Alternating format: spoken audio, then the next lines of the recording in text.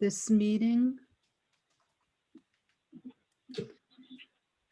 And Skylar, get off of the keyboard.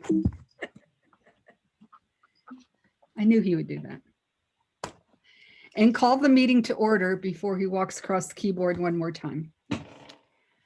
It's 7:03. I'd like to welcome you all to the March NPU-F meeting. I'm Debbie Skopczynski and I am chair. Also joining us today is Kay Stevenson, who is our vice chair. She just waved.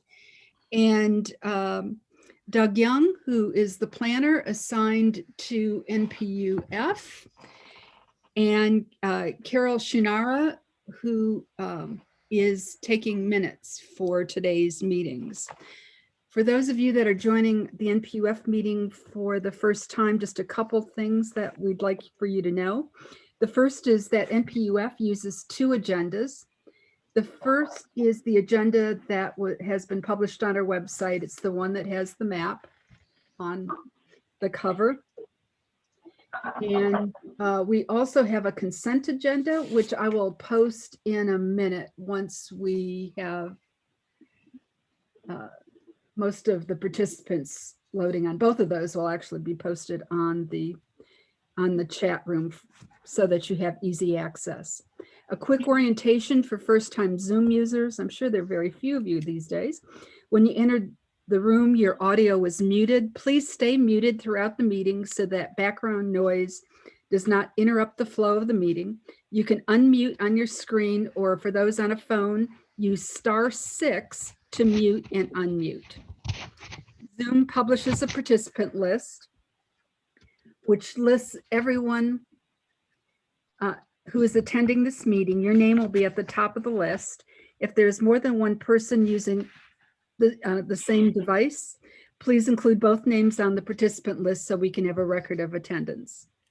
To do that, you'd click on the word "More" next to the right of your name, and there's a choice to rename, and that will open up your listing to be typed over. If you have verified as a resident of the NPU, you'll see a V either in front or after your name. Please don't change that. We may be only counting verified members for some votes tonight that require more than a majority, or if the city requires a vote. If you have registered as a member but have not sent in a verification of residency or property ownership, your vote will count as provisional and you'll have 24 hours to complete the registration. Just an important note, registering on Zoom is not the same as registering as a member. That is a two-step process. And when we need to use the verified member system, you'll get more instructions as we get closer. There is a chat room that you can use to share comments to an individual or everyone on the meeting. For most of you, it will be at the bottom of your screen. Copies of the agenda, the minutes for February will be uploaded in a few minutes for you to download. Someone will be monitoring the chat room for comments and questions, but we will only be answering questions if they're relevant to the topic being discussed. Our meetings follow a town hall format. For most votes, we'll be using the honor system tonight. Please resist the urge to vote if you don't live in the NPU. Residents of NPU-F may vote on any issues unless they have a financial interest in the application or motion. For example, property or business owners may not vote on their own variances, but can vote on others. If not an NPU resident, business owners may vote if they have met the requirements as described in our bylaws. Okay, this has become a little bit more complicated. If you've not updated your Zoom account, at the bottom of your participant screen, you will see several icons. Raise your hand, yes and no. We're no longer using the yes and no buttons during the meeting because they will only show up for 10 to 15 seconds. And so that doesn't give us time to capture the number of votes. Those buttons have now moved to the reaction tabs for those that have updated your Zoom account. And that's also where you will find the raise your hand icon. If you wish to speak, please use the raise your hand function found on the participant screen or reactions, or if you're on your phone, hit *9. You will be called on to speak in the order that the hands go up. Be sure to stay muted until you're invited to speak, and then identify yourself so folks will know who is speaking. Please don't wave your hand on screen because there are too many people in the room to see it.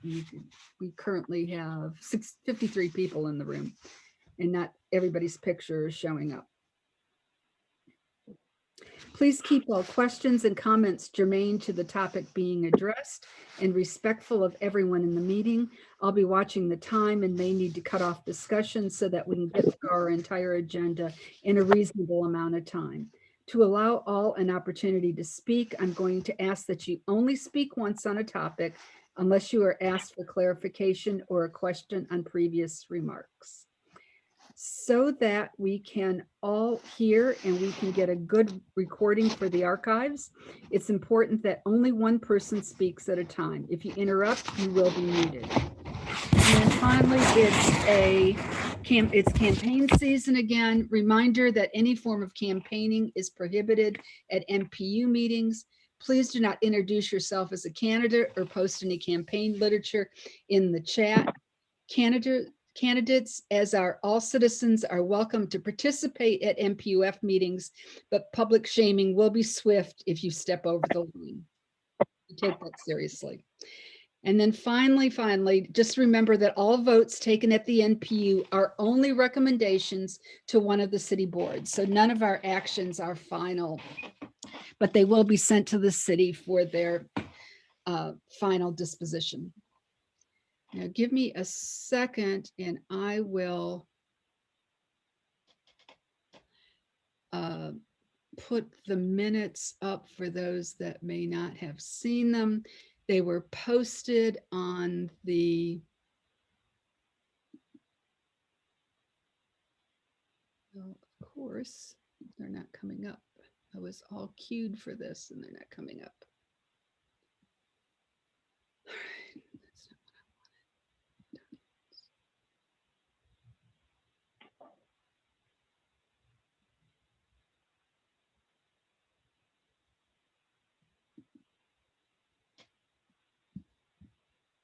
wanted. All right, this is not working.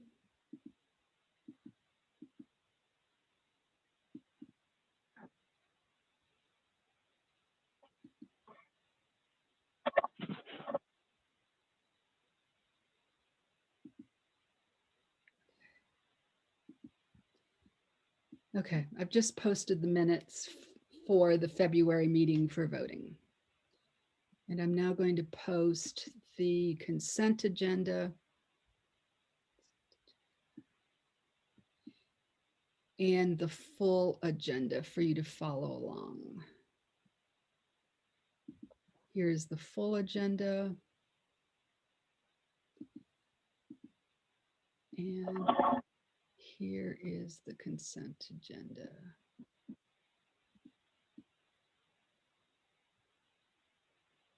Oh, lovely. Where is the consent agenda? There it is. Okay. So right now you should have everything that you need for the meeting. Our first order of business is to approve the minutes. The February minutes have been posted on the NPU-F website, and a copy was sent to those on the NPU mailing list and to verified members. Does anyone have any additions or corrections to those minutes? If not, may I have a motion to approve the minutes? So moved. I'm sorry, Jane Rawlings. James, thank you, Jane. And is there a second? Stephen Ramsden, second. Okay. Motion's been made and properly seconded to approve the minutes. We're going to use our polling function. A poll has been launched. If you're an NPU-F member and you are in favor of the motion, click aye. If you're opposed, nay. And if you're abstaining, 1 vote.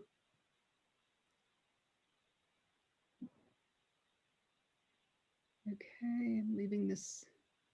It looks like everyone that wants to vote has voted, so I'm going to end the poll by a vote of 21 in favor, 0 opposed, and 2 abstentions. The motion carries.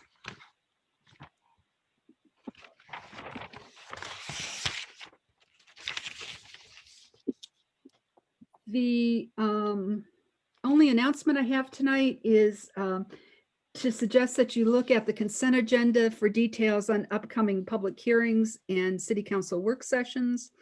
There's a number of important pieces of legislation that council is considering at this time, including the revised tree ordinance, which will be on our agenda as information next month. We're going to start with reports from city departmental representatives. I saw Major Senzer and Major Reese here. Which one of you would like to go first? This is Major Senzer. Can you hear me? Yes. Great. So I'll just go ahead and jump to 2 weekends ago. As you all know, we were dealing with the NBA All-Star event. That really we were dealing with that the whole week leading up to that weekend. But beginning Friday, we experienced a set of circumstances which really became challenging for us as far as hotel occupancy rates and tremendous amount of traffic, congestion in and around our bar districts, and a unusually high call for service volume. So in anticipation of that, we went to 12-hour shifts and we canceled our officers' off days. So we were all out there working hard to answer the calls for service and deal with the issues in and around our bar districts, as well as trying to tackle some of the other things that we can normally do, but became even more challenging for us. So that being said, I think I've spoken or corresponded with several of you who I see on here tonight. I know that you experienced a lot of what I just talked about, and a lot of issues related to some of the establishments, namely Onyx and Platinum 21 and Allure and some of the other establishments in your area. What I can tell you is that our officers responded as best as they could. We had our license and permits unit, as you know, led by Lieutenant Cotter. He worked predominantly in Zone 2 and Zone 5, where we had most of the traffic for the weekend. They did compliance checks, checks for make sure everyone was in compliance with the governor's order. But they were, once again, I think they checked about 17 establishments in Zone 2 every single night, including a couple that I mentioned. So they couldn't camp out and park in front of these places. My officers certainly aren't the experts in dealing with the nuances that come along with holding these clubs accountable for they're operating within their permits and their licenses. I just want you to know that I'm aware of these problems. We're engaged with license and permits. This is an issue that I've spoken with COO John Keene about. It's an issue that I've spoken with my police chief about, and it's an issue that I've spoken with council members about. So, a lot of the burden falls on the shoulders of APD right now. We're trying to change that. We're trying to advocate for legislation to change some of the rules and laws that we have to enforce, and we're trying to change some of the permitting process procedure, because we wind up dealing with most of the issues related to these clubs, which when we can get around to it, we absolutely do not have a problem doing. It's just that Lieutenant Cotter's unit is extremely small, and given the set of circumstances that we faced over that weekend, we were fortunate that he was able to do what he did that weekend. So as far as Allure goes, we have a couple more due cause packages that are in the works, and we're going to deal with that and their alcohol license. That's the best way to handle that situation. I know that there have been issues brought up about some of the what was called carnival rides that have been brought and trailered to that location. What I can tell you with that is our law department is unable to provide the proper guidance on how to enforce that. I know that they have a state permit to have that particular ride trailered and on their private property. We just do not know how to, we do not have a cut and dry ordinance to enforce anything related to that ride. Really our best bet right now is just to go ahead and move forward with the due cause packages that we have pending for that establishment. And that's really the course of action that we're going to take with any other establishment that's not being compliant and dealing with owners that are not being good neighbors. So that's all I have to say. I'm going to keep it quick. And if you have any questions, I'll be happy to answer them. Thank you. If you have a question for Major Senzer, please raise your hand. The reaction button's either at the bottom of the participant list, or look for the tab that's reactions, which is in the bottom right hand of your screen. And if you're on a phone, *9. And Stephen Ramsden, you had Sure, I'll be glad to oh, that's in put in. actually, that's in zone 6 though, right? Yeah, You need to hold that off for Major Reese. Okay. yeah. Anyone else have any questions for Major Senzer?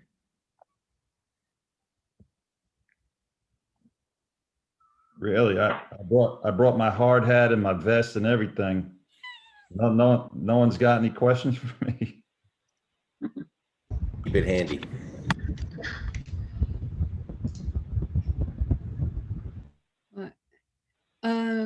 Musa Mohammed, did you have a question for the Major? Yeah, it's not necessarily a question. It's definitely a thank you, Cesar, for what you guys did over the weekend. Definitely didn't go unnoticed. We noticed a lot of increase in patrol in our neighborhood. I think things fired down on Saturday, and we definitely noticed the impact that the officers had that weekend, and we understand it was very stressful. So just want to tell you thank you for what you did that weekend. Thank you, sir. It's much appreciated. I'll relay that to my officers. Anyone else? Then I'll turn it over to Major Reese. Hey, good afternoon, everybody. Major Senzer, I appreciate the lead up. You strike fast and you strike hard every time. I appreciate it. Couple things. First, I'd like to thank those that attended Zone 6's Coffee with a Cop today. There's a few names on here I saw, but definitely Kay Stevenson was on there. She always attends. I'm grateful. She asks tough questions, but legitimate questions and information that the community and the public would always have a desire for. So thank you for that, Kay. Hopefully we got you some of the information that you needed. And of course, we can always work on getting better or more full answers for you. Yeah, So, that was actually a great session. Thank you. you're welcome. Thank you. And Stephen, if you're going to ask me about 726 Ponce, I wanted to lead off and let you know that I have not forgotten about that. We have not forgotten about that, in coordination with our partners, the License and Permits Unit, and of course, some of our other actions within the department. So I haven't forgotten. If you have some new information, please let me know. And we can go from there. The only other thing I wanted to touch on, you guys are aware of the Tokyo Valentino incident that we had. And just for clarification, so that everybody understands what happened there was an individual inside the establishment. They have on-site security. And at some point, on-site security had either banned or trespassed this person from the store. And so on-site security was removing them from the facility. The individual in question did not particularly like that. And so as he walked back to his car, he decided to fire off some rounds towards the building and, of course, the security guard.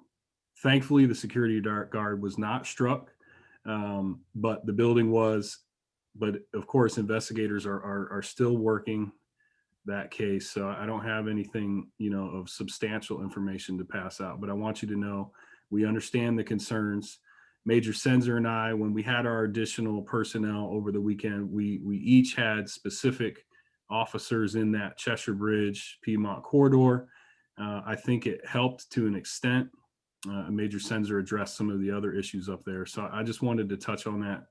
We also understand Tokyo Valentino and some of the, for lack of a better term, the prospects that come around there, and we're going to do our best to deal with that and investigate the entire situation there. So I just want you guys to know that's on the radar. So with that said, I'll open it up to Stephen, if that's okay. Sure, go ahead, Stephen. Hey, thanks, Major Reese.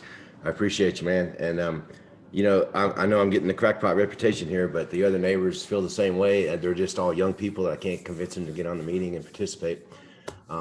Since our last discussion, we had 17 people urinating, defecating in our yard from the bar, at least 4 contractor bags full of garbage of cups, bottles, beer cans, drug bags from the bar thrown in the alleyway. One knockdown drag out with 13 participants 9 days ago, the bar owner being the most violent one of all. The police responded and took care of it, and they have really done an excellent job every time, and there's been no delays. And I'm really amazed that they've been able to respond so quickly, especially with the All-Star game and all that. I did want to say, please keep it on your radar. This bar is destroying this neighborhood, and they couldn't care less. The owners couldn't care less about talking about it, and it's all screw you, basically. We did take your advice, and the other woman that was on the meeting last month that talked about the alternative diversion program for the guy that was living in a pile of garbage in our backyard, the third guy. They came out and they did respond within 20-30 minutes as advertised. They did an excellent job. The guy refused help, so they didn't accomplish much except getting him in the system. But they did come out and they did follow up, and it seemed like it was a really, really excellent way in which to free up some police time, not having to deal with, a drunk vagrant sleeping in someone's yard, because that's not really what you need to be dealing with in this city. But thanks for your efforts, and please keep friends on your radar. And I'm hoping for a meteor strike or maybe a sinkhole. In the meantime, maybe you can get their liquor license for me. Thank you.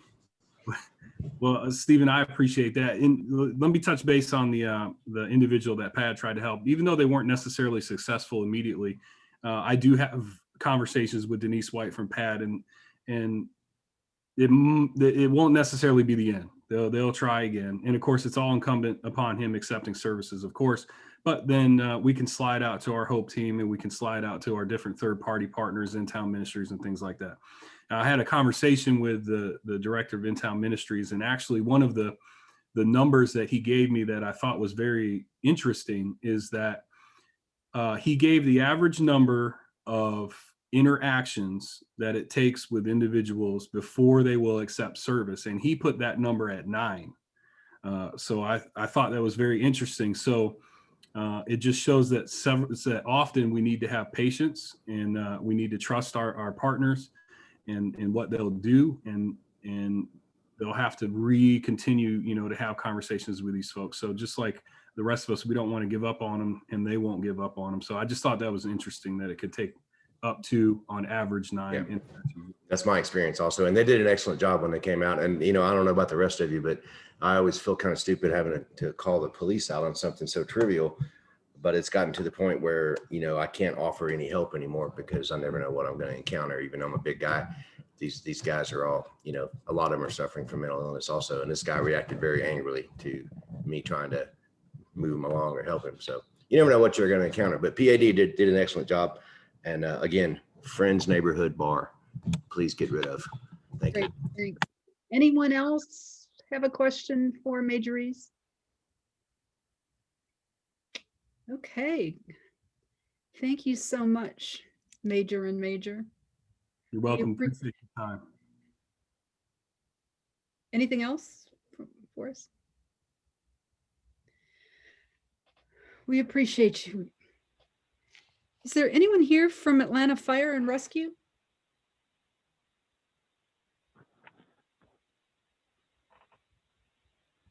It's hard for me to scroll through the participant list to make sure I caught it. Okay.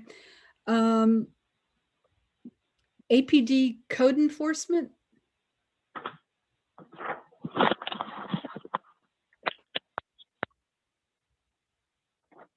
Officer Ferguson.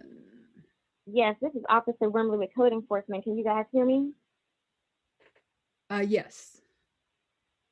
Yes, yes. My name is Kanzeta Wimbley. I'm a senior officer with Code Enforcement, and I have an update for property location 1944 Piedmont Circle. First, Code Enforcement would like to thank you guys for your patience as we're working to resolve this issue in your community. And the latest update we have for this property is up for interim review board hearing April 22nd at 10 o'clock a.m. And we encourage the public or anyone who's have any concerns in regards to this property to attend. Anyone who would like to attend will need to follow up with our office the week of April 19th to obtain registration information for the hearing. And I believe you guys already have our contact information. So if you guys would like to attend the hearing, you will need to register the week of April 19th. Okay, I get those. Any questions? I get those agendas, and I think the registration information is on that. Can you briefly explain what NREM means? There may be some folks that are not familiar with that. Yeah, so the MREM team, basically, they go out to do an evaluation on the property to see if it meets the requirements for a demolition or a clean and close. And when that process is done, they have to go before an MREM board hearing to see if they can obtain the request to have that done, because they would need the funds to have that done. So they have to go before an interim review board.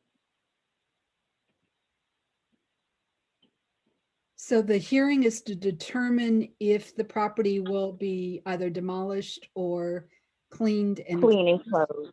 clean and closed. Yes.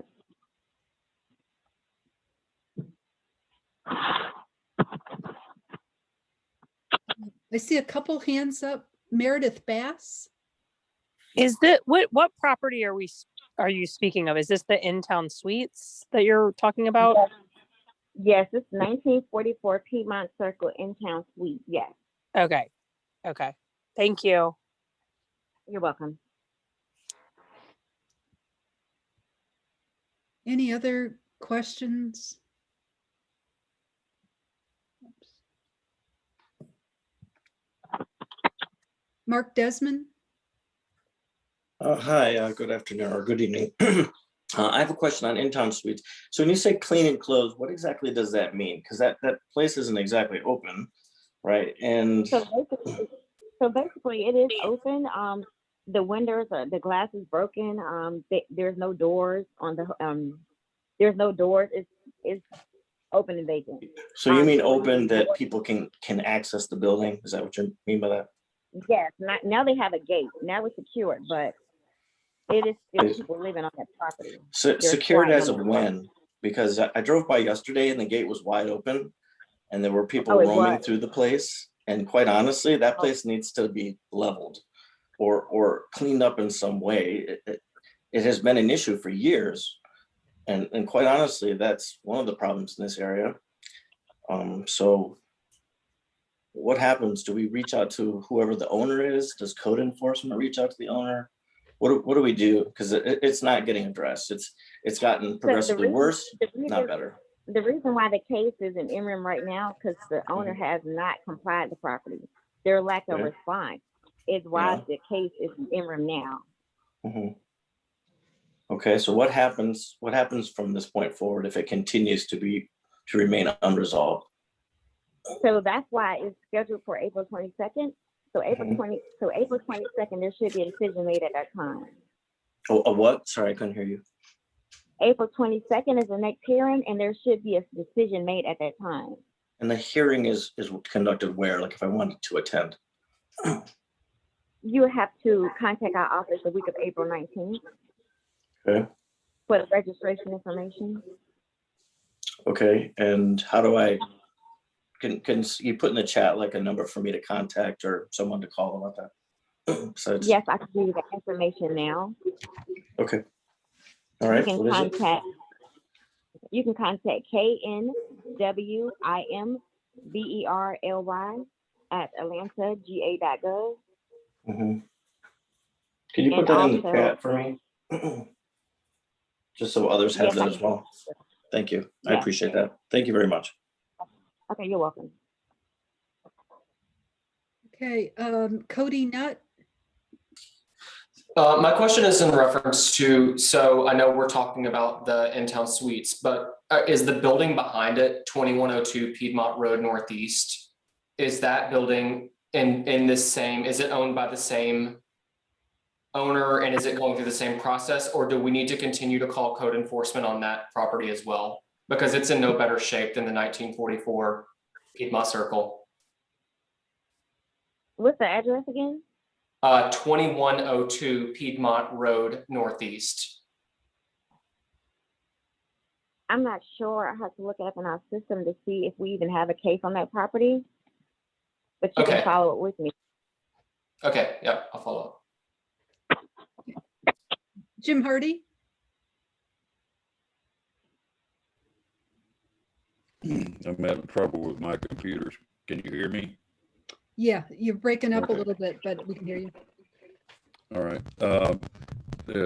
I'm with Piedmont Heights Civic Association. We've been following the in-town suites for a number of years and have been in pretty constant contact with a variety of offices in the city. So we will be following up on this. And the property that you talked about on Piedmont Road is part of the same property. Pace's property is the owner. They're also the ones that the developers that own and manage Crock Street Market and several other places in town that are doing well.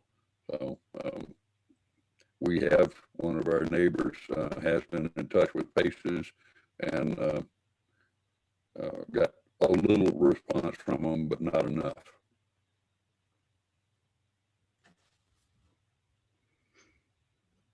Thank you. Thanks, Jim. Rawa Tisau, and I apologize if I mispronounced your last name. That's okay. Hi, yeah, I had a question for the code enforcement officer. For the in-town suites, obviously there are a lot of homeless people living there. So is the procedure for what is, what's kind of housing for them, or how does that work? I contacted PAD last week or a couple weeks ago about it, and they said that nothing could happen until alternative like housing was found for them, but it didn't sound accurate to me. So I don't know if you know, but do you know if there's protocol for that?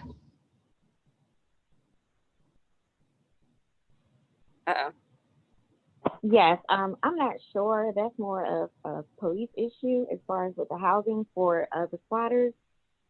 Basically, we just deal with just the owners just bringing the property in compliance so that squatters and other things of that sort won't occur, continue to occur where criminal activity may occur. So that's the only thing we deal with that.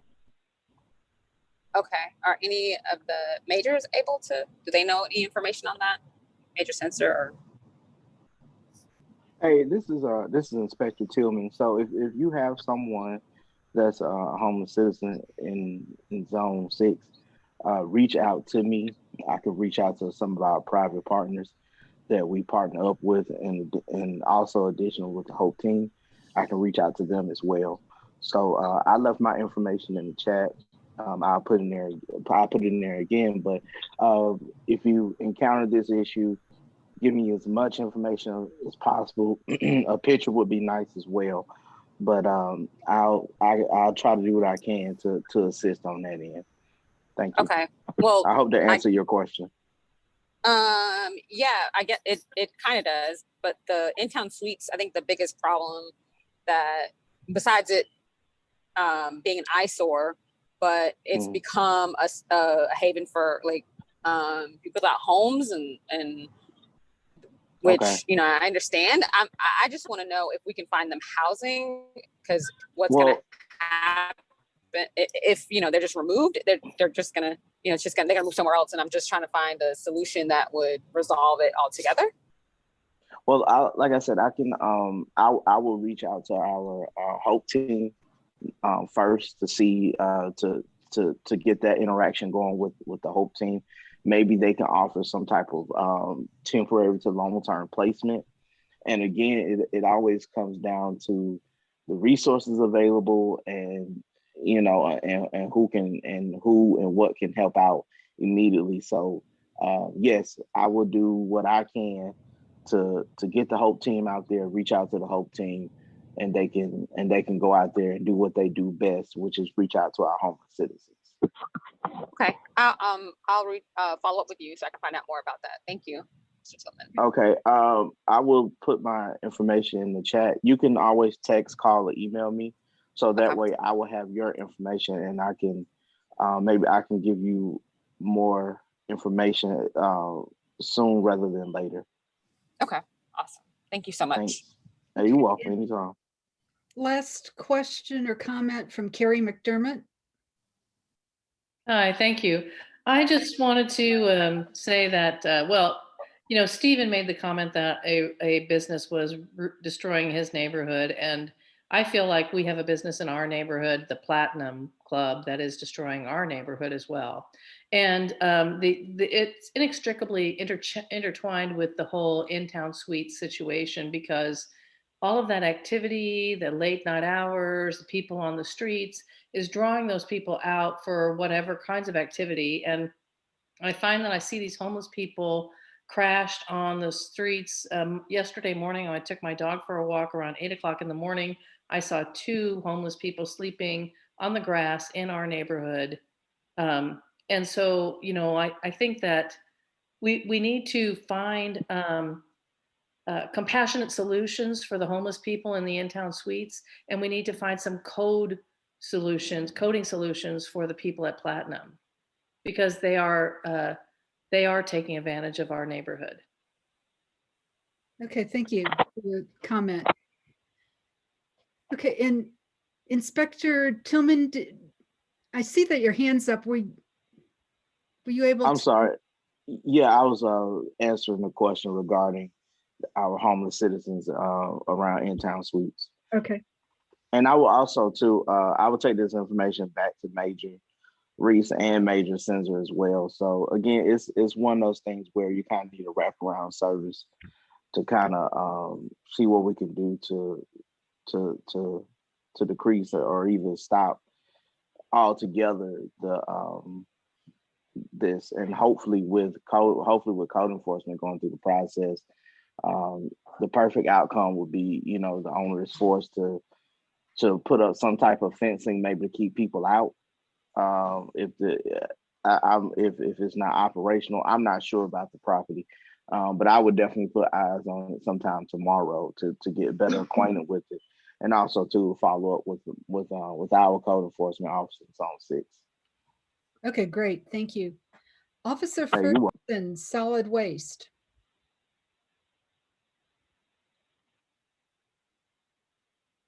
Public Works. Officer Ferguson, I think you have to hit *6 to unmute. There you go. Good evening, everyone. My name is Officer Ferguson with Solid Waste. What I'm here tonight for is to remind you guys that we are out collecting garbage as well as recycling this week. Garbage will always be collected on a weekly basis.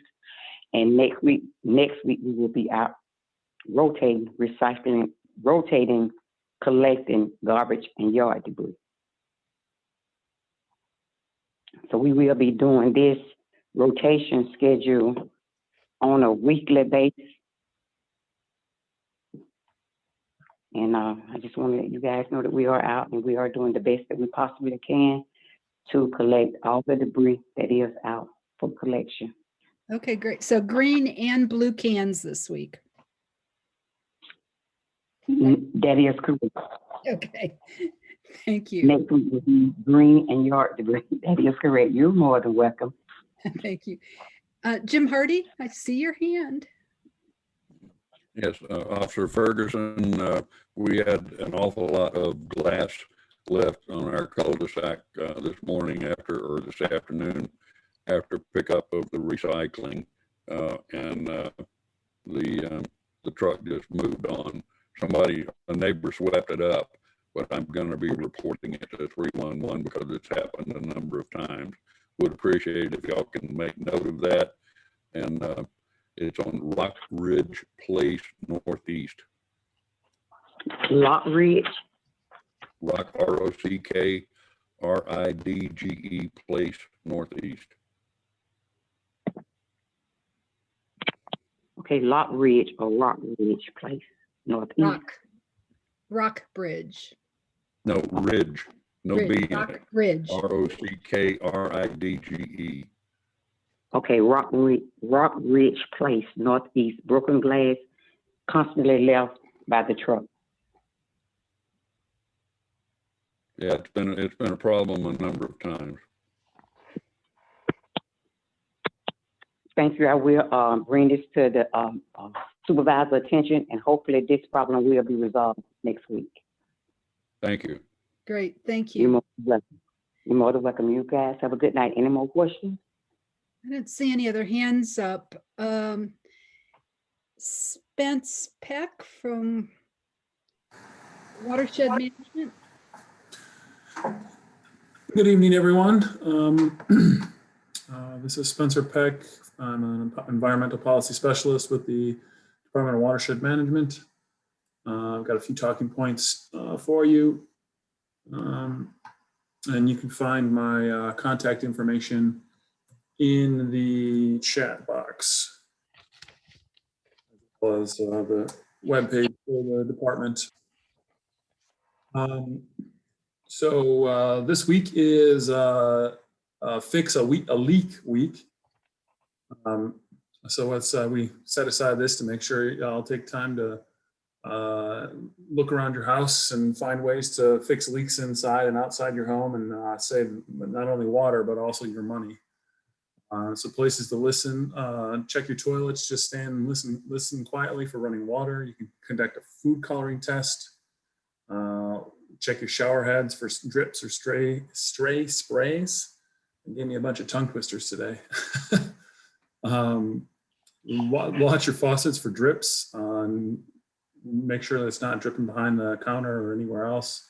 And look beneath your water heater for pooling water, rust, or other signs of leakage. There's several EPA videos that offer information to other ways to test for leaks around your house. These are included in the talking points that I'll share with the chair and can be distributed. And as a part of Fix a Leak Week, the 9th annual Water Drop Dash 5K takes place this Saturday, March 20th at the Chattahoochee Nature Center in Roswell. You can, registration ends on the 17th. And more information can be found at www.waterdropdash.com. I'll put that in the box, in the chat box. Now is a good time to start considering your whether you want to install a water irrigation meter. This separates your water use for your irrigation from your domestic use. Want more information?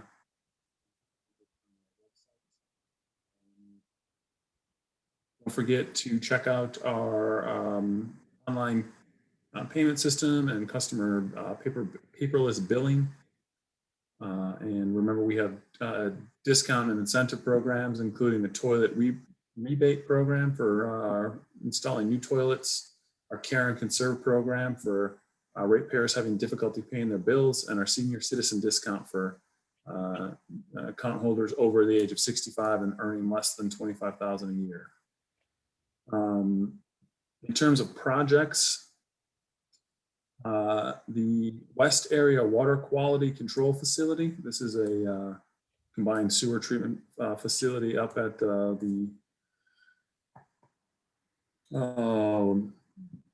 I'm forgetting, let's see here. It's at the RM Clayton, there it is. RM Clayton Reclamation Center is being upgraded.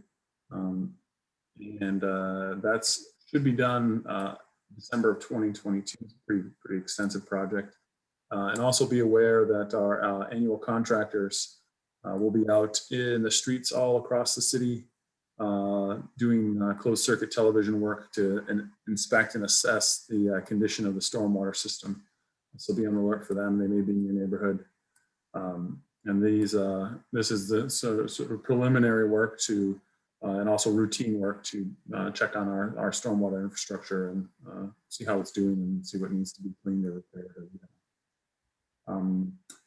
I was also provided a couple Clean Water Atlanta projects, but none of them are pertinent to NPU-F, but they're there if you'd like to look at them. I'll share them with the chair. Any questions? I didn't see any hands up. Thank you. Thanks for your report. Is there, Barbara from ATL 311. Hi, thank you so much. Sorry, I was answering Cody's message. So, hey everybody, I'm Barbara Doherty. I'm the Community Affairs Coordinator for ATL 311.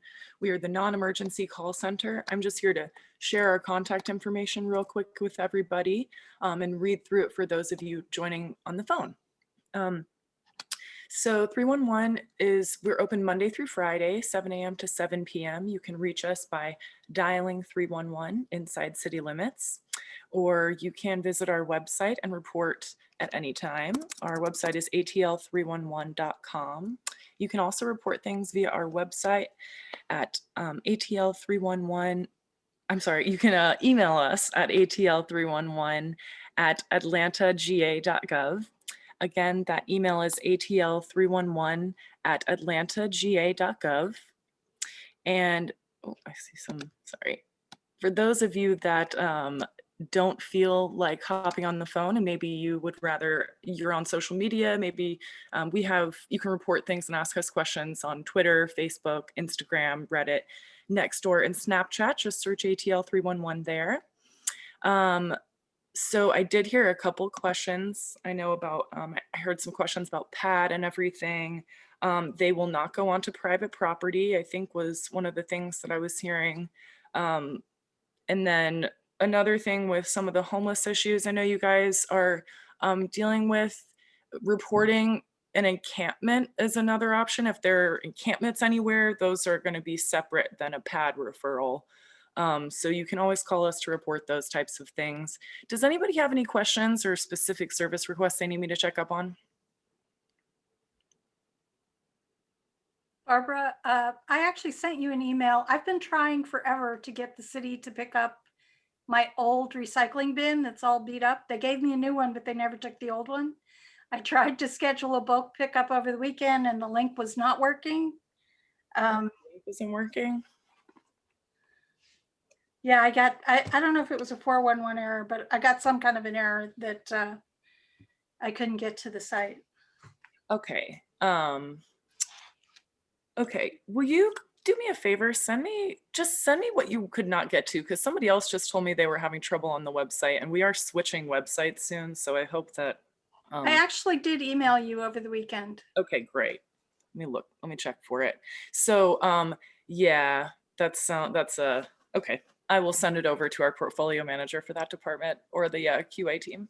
Great, thank you. You're welcome. Thank you. Rawa? I see your Yeah, hand. I just had a question for Barbara. Yeah, about reporting the encampment. When it's reported, what's protocol? Like, what are the steps taken? to deal with the encampment?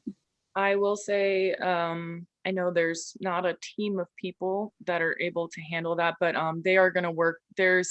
We'll dispatch it to somebody in the in a department who works with Hope and works with outreach teams and officers to go out and find people services. We're not going to punish people for being homeless. Okay. Okay. So it is. So the goal is to find them. It is that is always the case, and even with Okay. our Good. Mhm. Sorry. Go ahead. Nope. That's yes. All right. Well, I appreciate that. Thanks. Great. Is there anyone else here from the city that has a report? City or county, I guess. Okay, I don't see anyone else on the participant list. Okay, comments from elected officials. I got a call from Jennifer Ide's office about 6:40 today. City Council is running really late tonight, so Jennifer won't be with us. I saw Olivia Buckner here from Representative Stacey Evans' office. Olivia, do you have a report?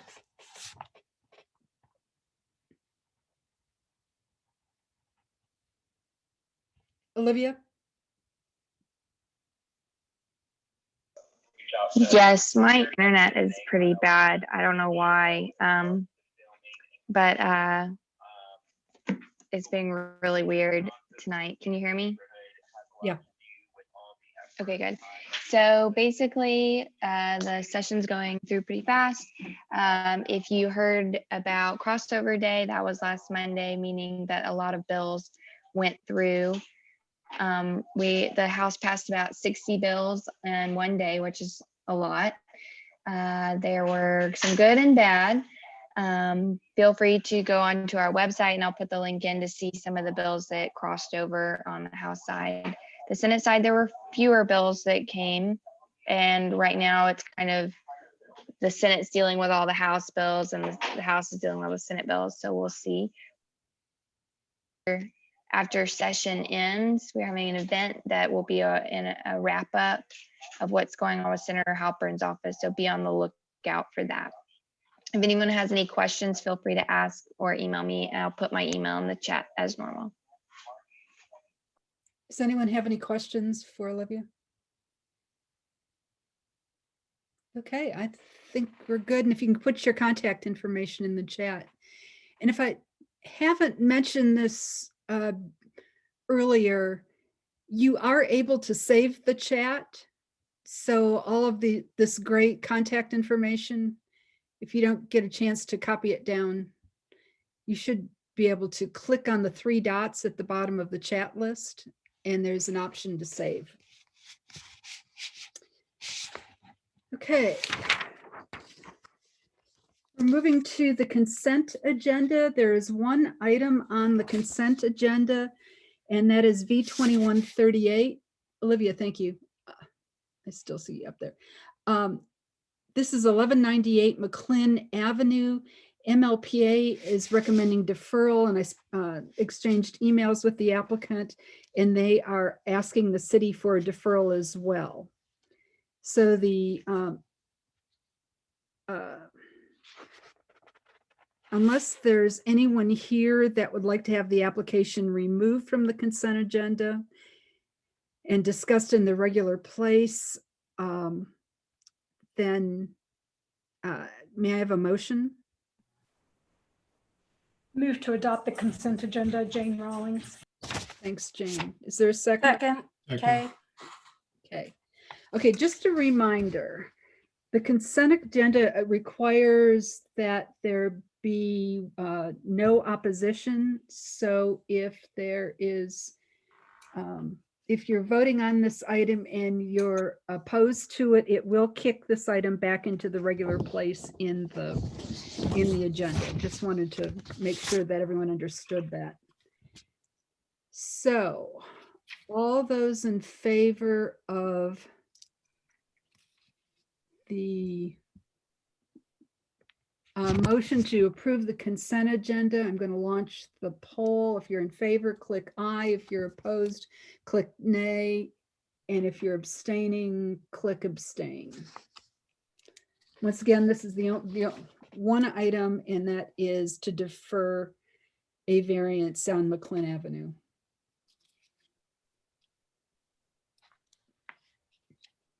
Okay, it looks like everyone that cares to vote has voted. I'm going to end the vote by a vote of 17-0 with 8 abstentions. The motion carries. We don't have any presentations tonight. Doug Young, do you have a planner's report?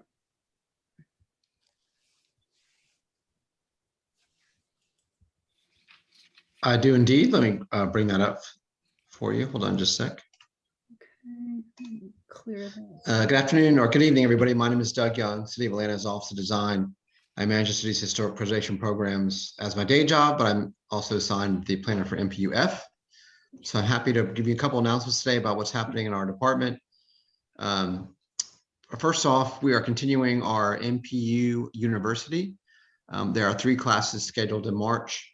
March 4th, which is Zoning Fundamentals Class 1, and then March 11th is NPU 101, Introduction to the NPU System. Then March 25th is Zoning Fundamentals Class 2. You can register for those classes or even look at previous classes and see sort of the flow of the coursework by going to npuatlanta.org. The 2021 Design Awards put on by my office regarding architecture, urban design, historic preservation, landscape architecture, and good projects in all sense of the word around the city of Atlanta. That deadline has closed for nominations. That includes both the Awards of Excellence and the Community Design Awards.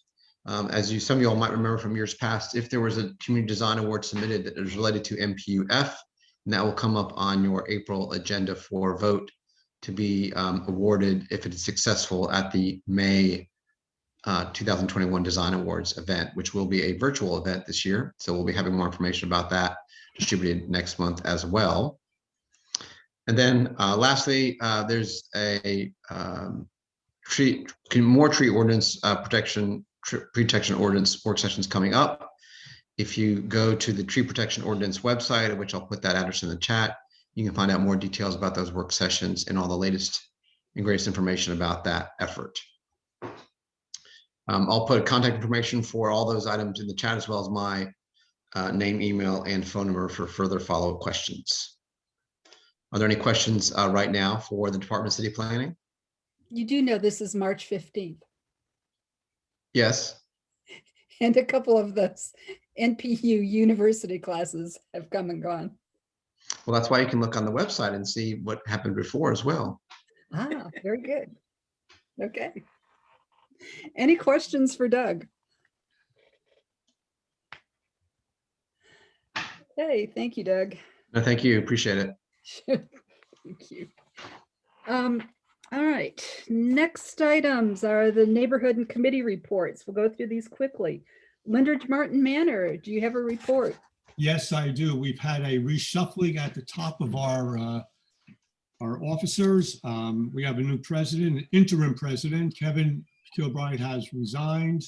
The interim president is Peyton Bell. We had our membership person move to Rome, Georgia, and person has taken her place, who was our treasurer. We have a new treasurer, Missy Funderburg. So Debbie, we will get Peyton's information to you soon. He also wants to be put on the NPU list so he can attend some of the meetings. Yes, he's already there, actually. Well, he said he wasn't going to be able to attend tonight's meeting, so maybe Yeah, he did. I know, but he got a notice. Okay, thank you. Is that it? And then we'll have our regular election in November. These are just interim posts. Okay. Piedmont Heights. Jim or Tim? Any report in Piedmont Heights?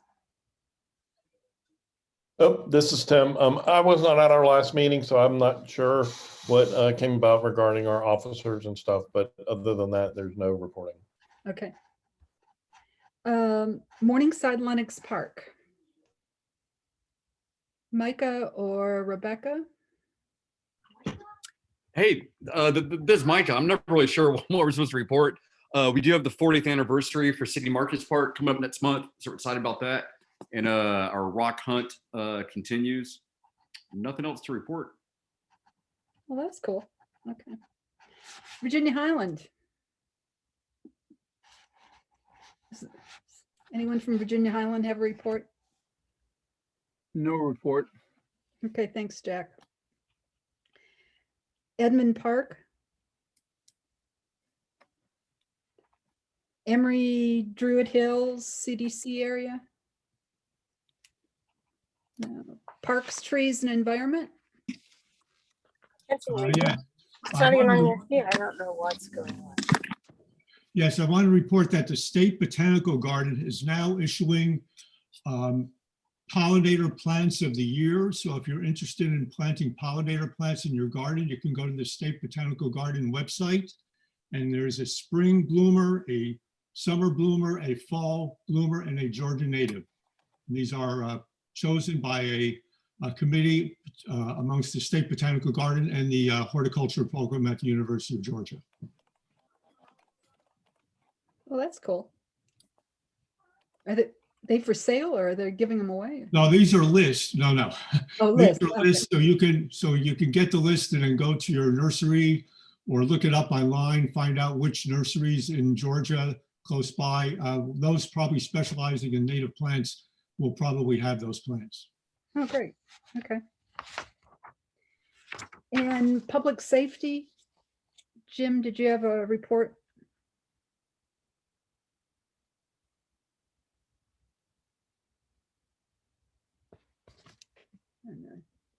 Nothing more than what the majors from Atlanta Police Department had, except to remind everybody, if you have a problem, if it's an immediate emergency, call 911 to report anything. If it's not an emergency, I would suggest going ahead and calling 911 also, since they make a record of it. And that's the way we get more police assistance. Great, thanks, Jim. I do have a chair's report. A couple items are follow-up from previous meetings. One issue that's been up and back several times is the revised tree ordinance, which is being considered by City Council. The next opportunity for public comment on the tree ordinance is April 27th. Information for that comment is on the consent agenda. The tree ordinance will not be given to NPUs for a vote. The only opportunity to express a recommendation will be by leaving a message for City Council at their public hearing. The next item is the short-term rental legislation. That's been at the NPU a couple times, and the legislation was referred back to City Council committee and a substitute's been introduced. There was a considerable amount of public comment that was presented at today's council meeting. And when I turned off the council discussion today, they were still talking about it at 6:45. If you're interested in the revised short-term rental legislation, let me know and I can send you a copy of it. 2 months ago, the NPU voted on two requests for grants. One was for Piedmont Heights to refurbish a speed monitor on Rock Springs Road. And the second was a project in Morningside to remove invasives and plant natives at the Daniel Johnson and Herbert Taylor Parks. Our total request was for $4,100. The NPU was actually awarded $5,000, which will provide a cushion for Piedmont Heights and some additional plantings at the two parks in Morningside. And once again, I just want to thank our friends at Piedmont Heights Civic Association for acting as our fiscal agent and handling the funds. That just makes life so much easier. Let's see. As this is information for you all, I report this every year. As chair and vice chair of the NPU and representatives APAB, both Kay Stevenson and I were required to complete the city's ethics division financial disclosure statement. We did that after several tries. It actually went through. Our filings are complete and should be available on the city's website if anyone is interested. If you haven't already, please complete the Center for Civic Innovation's NPU survey. The link is on the consent agenda. And then finally, at the February 8th PAB meeting was held the week after our NPU meeting last week. Kay Stevenson was selected to represent APAB on the Alcohol Technical Advisory Group 3. And that was introduced at council at today's meeting, I was happy to say. Also, a resolution was adopted asking council to slow down the Beltline Special Services District tax legislation so that it could be better communicated to small business owners that are on the Beltline. I understand that the SSD legislation is going to be heard by council tonight, but not sure where that's going to go. The March APAB meeting will be held next Saturday. Any questions or comments about that report? Anybody have any questions?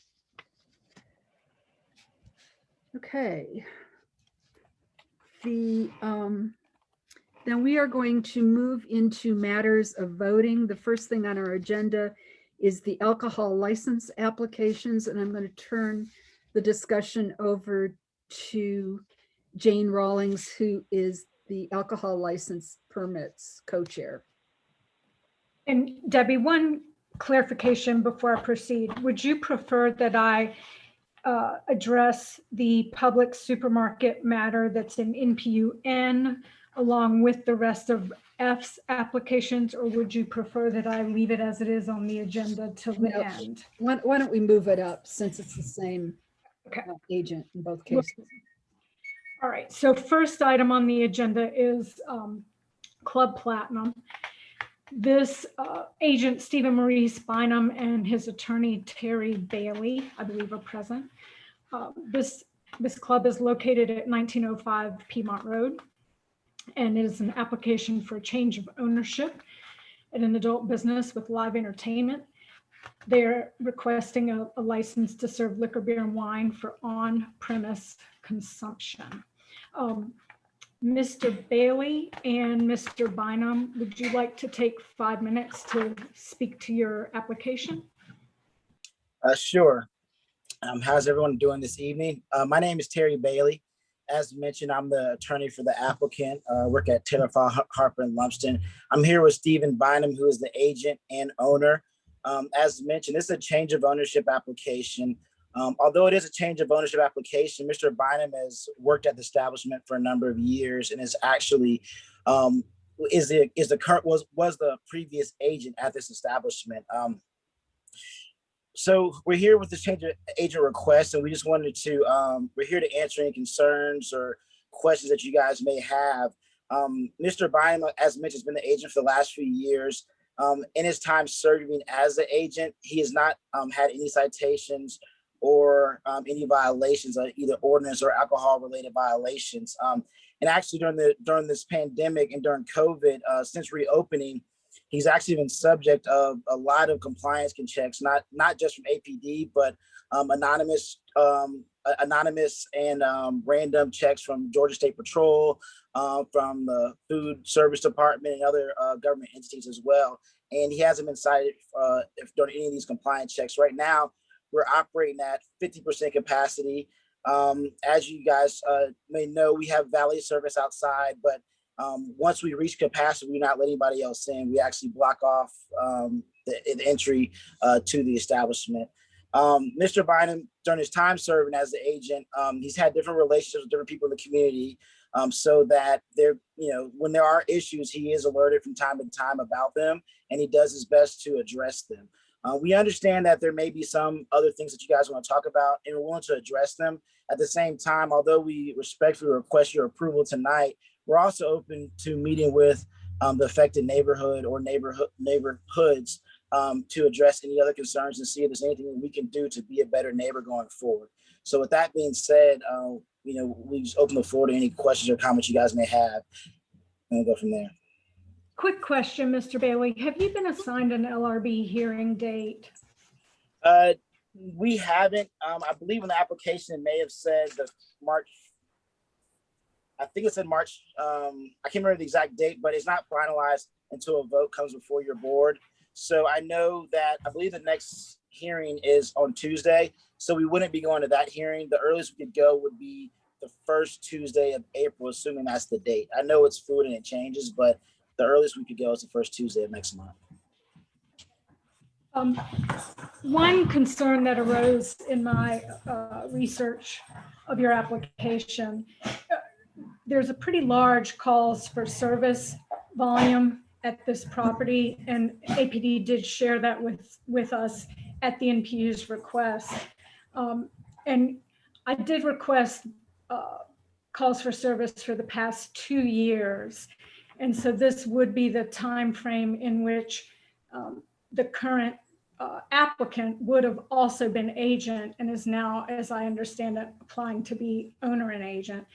But there were 15 calls secondary to noise, 15 for fights in progress, 14 for larceny, 2 persons injured and down, 1 robbery, 1 hit and run, and 1 intoxicated person. Those were the most egregious in terms of having negative impact on the surrounding neighborhood.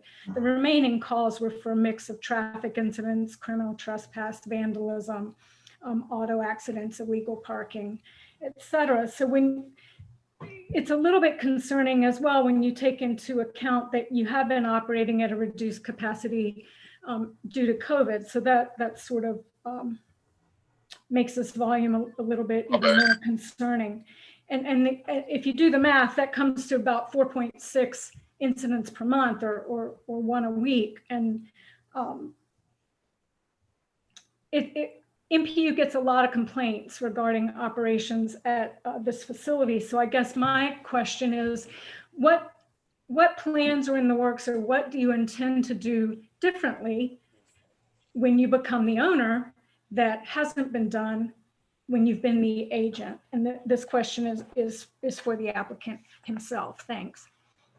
I'll let him address that. Before he does, I just wanted to just remind you and the rest of the NPU that a lot of times, I'm sure you're aware, when the calls for service come in, it doesn't mean that they all happen exactly at the establishment. It means that it's something that was the identifying address that's close to the establishment. And I also do want to say that I often do advise my clients, even though when things do happen, I do advise them to call the cops, even though I know you guys can pull it up and it shows on record, but I'd rather them call the cops so that they can address the situation, than also so that, as you know, the more you do call, then the more police presence that is there. So with that being said, I do want to say that all calls aren't necessarily bad calls, especially if stuff's going around the club. They want to make sure they can address. But I'll let Stephen kind of address your other question, I guess, about what he's going to do differently. So. One of the things that, hello, I'm Stephen Bynum, and one of the things that I was going to do different, which is one of the things that I've already done,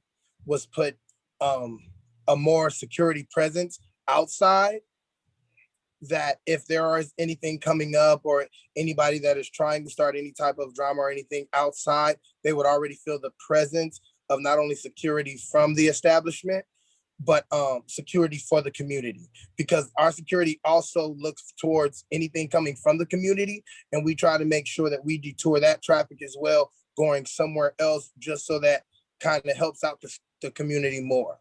We also do call the cops more, even if it's not pertaining per se to us, but we see something, the first thing that I do say is call the cops.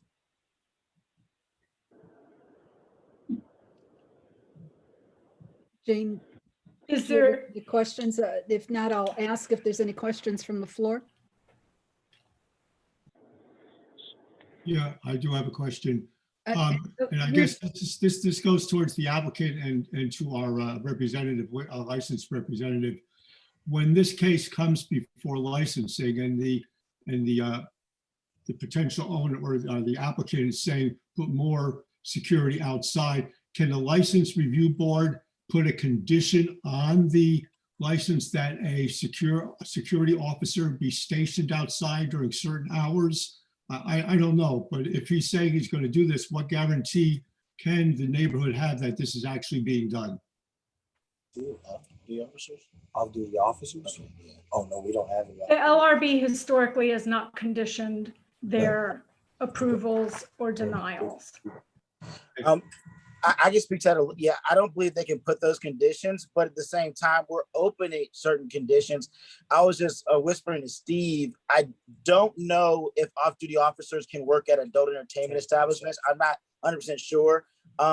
Sometimes they're limited to where they can work because of certain incidences. I know that's not the case with Platinum, but I don't know if they can. I mean, Stephen will be open to that. He has private security that's licensed and bonded and armed as well. But at the same time, Mr. Bynum has a pretty good relationship with several people in the police department as well. So he tries to work with them and he's not scared to call them, as we mentioned. And we welcome any additional patrolling. We can look into it if we can get, I mean, I don't think he'd be against off-duty officers if they can work. We have to look into that to see if we can do that. I wasn't referring to off-duty officers. I was just referring to security officers. And if it's private security or public security, I don't think that's really a matter. It's whoever can be hired to address the problems that may arise inside and outside. They have that. So we have Okay, can we drop back to our protocol? Rashida Winfrey, I see that your hand's up.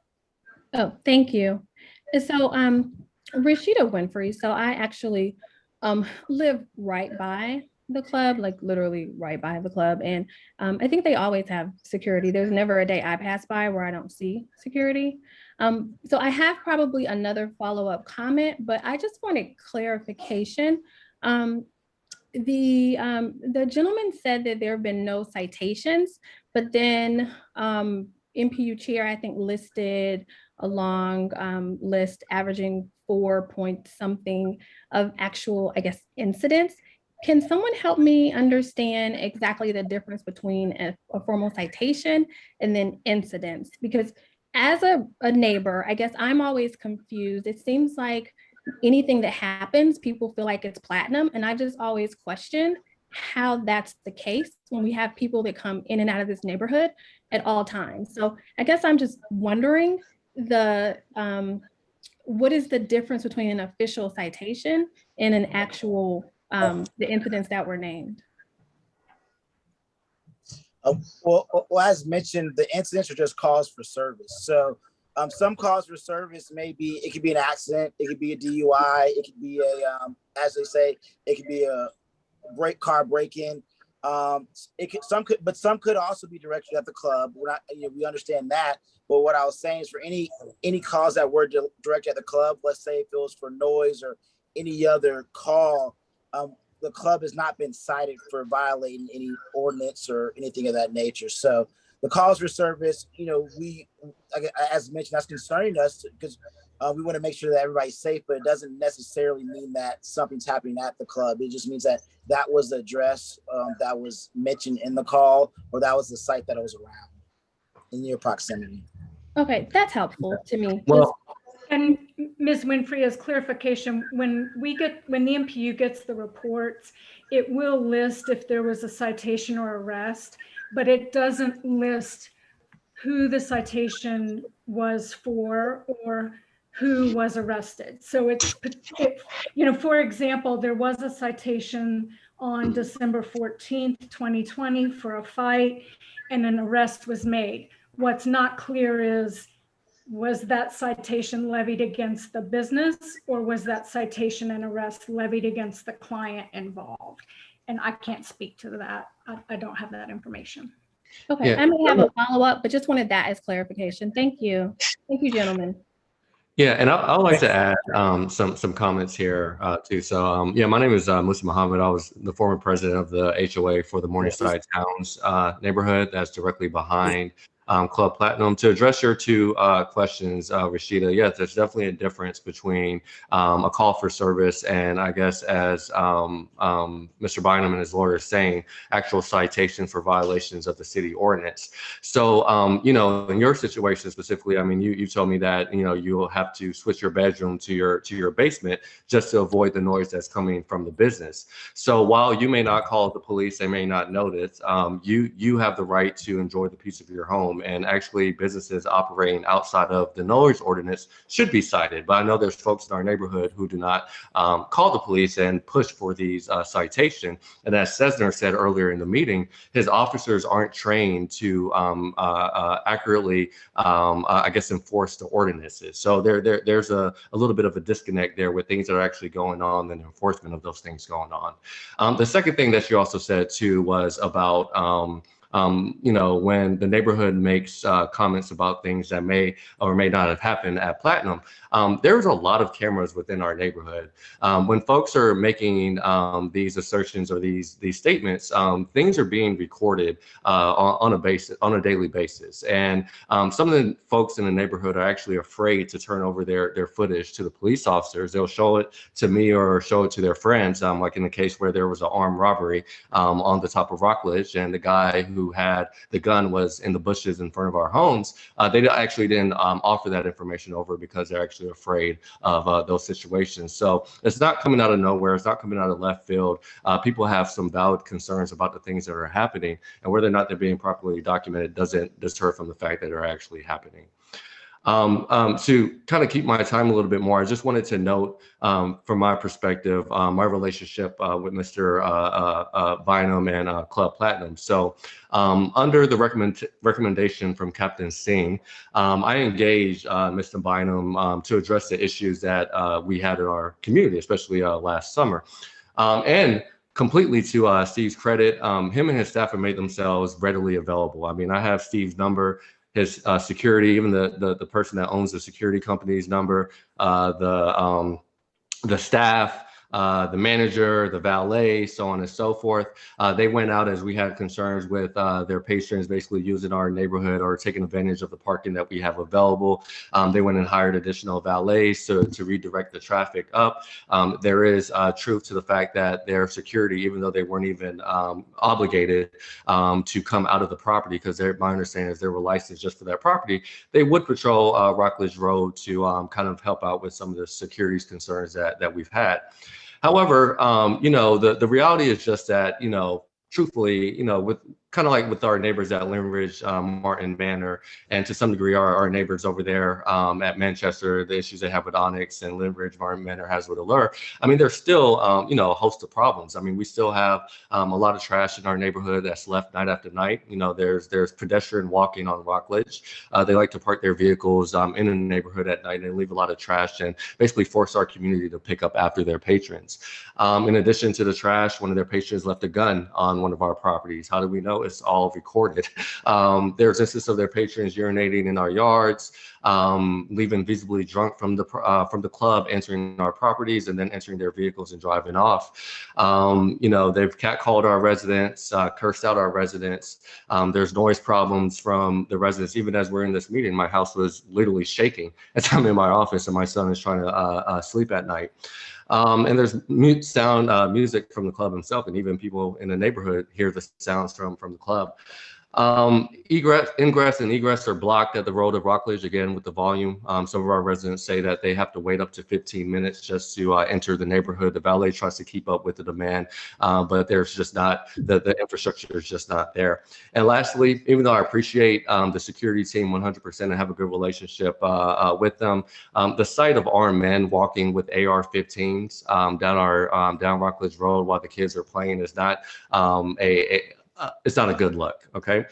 So essentially, you know, businesses like Platinum, Allure, and Onyx, you know, as they operate, you know, they effectively lower the quality of life of the surrounding neighborhoods, and they put a strain on our already stretched police department. And it's good to note that these businesses are non-conforming and they're not in alignment with the city's zoning ordinances. And as Cesar said, there probably needs to be some legislative push and a little bit more input from the community members and the police department for these licensing. So we all know how these NPU meetings work, but it seems like we're starting to get a little bit of steam picking up on that front from the legislative approach. But I do appreciate Steve's efforts to control the crowd, but the reality is that it's just not working, and the problems are still continuing, and there's a host more problems. And I would just like to share that with in this meeting.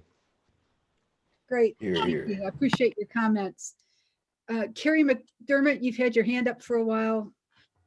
Oh yeah, and I just want to acknowledge that Musa said he made a lot of good points, and I also wanted to say that even though I do think that Mr. Bynum has done a good job of trying to increase security and work with our neighborhood, that unfortunately the people who patronize his business, they spill out into our neighborhood and they cause problems. So you know, the challenge to him, I think, is how could he assure our neighborhood that maybe those that particular aspect of his business could be better managed. And I'm not so sure that that's a reasonable ask. But in addition to that, I want to say that, you know, I made the comment earlier about homeless people, and I do think that there are marginalized and disenfranchised people in our area who are being exploited by the patrons of these establishments. And I'd like to ask Mr. Bynum, if his license is granted, then would he and his business partners consider what they might be able to do to support some of the disenfranchised people who live in the Piedmont Heights area, who are living in the in-town suites? What could your business do to help those people and give them a hand up and prevent them from being exploited by your patrons? Interesting. Well, before he answers, you know, as you guys were talking about that, I was taking notes earlier, and I was actually trying to think about think about those issues, particularly dealing with the homeless and things of that nature. I've known Steve for a few years now, and if I could get your contact, Steve's someone who does care about the community, does care about giving back, and I think that, you know, some of the things that we could do is maybe we could come up with a solution or come up with some way to work with the neighborhood to figure out what we could do to give back in that regard. Something else I was just writing down, and I was writing notes down, so I'm nudging Steve to see if he agrees with me, so I'm sure he does. Is something else we're thinking about doing is organizing. Potentially we could work on cleaning up trash and stuff around the neighborhood and figure out some type of process where, even if it's, you know, patrons that even if it's patrons of ours or other people who are leaving stuff, who may not even come to the establishment and may be a nuisance to your neighborhood, we could definitely work on some type of solution to at least make sure that we're helping out and monitoring the neighborhood behind us. Something else that I just wrote down notes about when I'm talking to Steve about, I've done this with another client when I was applying for a zoning application in another jurisdiction. We had some engineers come in to look at the design of the music and sound. So I know sometimes, you know, noise is one thing, but bass is another thing too. And sometimes, depending on what they look at, they're able to redirect and use creative ways to limit the sound and the vibration. So those are, you know, I'm going to talk with Steve about, you know, us hiring an engineer to look into that. Us look at a way that we can actually not just clean up our premises, but figure out a way that we can help clean up the trash around the area as that comes about. I mean, that's not a big ask, you know, and I put Steve on the spot because I know he's willing to do that, but that's not a big ask for you guys to ask. And I also, we have to brainstorm and think about it, but I do want to follow up if you'd be a good contact. But I mean, Mr. Bynum's open to any ideas you have on how he could give back and somehow help those disenfranchised people and homeless people around the area. Although we don't have an answer right now, we're willing to engage with the community with some ideas and see what we can do to help. Okay. Go ahead, Mr. Bynum. Yes, and I'm sorry. When I spoke with Mr. was it Muhammad, in reference to what we could do with our establishment as when he was president to kind of better the relationships between the both. I did speak about upping the security, but at that moment, if he would have said to me, you know, that they kind of look even threatening to the children, I would have definitely done something about that as well. But my ultimate goal was to make not only my establishment, but everything around my establishment as safe as I possibly can. That's being neighbors as well. I might not be able to get every person that drops trash out of their vehicle, or perfect example, I stopped a couple guys who were doing things out of a vehicle and they said they stay in the neighborhood, and then they could prove that they stayed in the neighborhood. They weren't even coming to my establishment. So anything that I can do that would make any of these things better. They have my personal information. Anyone can have my personal, and I answer to make sure that that I do the best that I can to make this a situation better for the both. Okay, thank you. A Thank couple more people have their hands up. Ms. Winfrey, you've already spoken. Meredith Bass. Just along the lines of looking at with the noise, if we could also look at the traffic pattern that the cars leave Platinum and keep them directed onto Piedmont versus back down through the neighborhood, that would be very helpful as well. So you guys bring a lot of, for a bar, you're sending a lot of patrons out in their cars, and they are flying through our neighborhoods at all hours of the night at top speeds.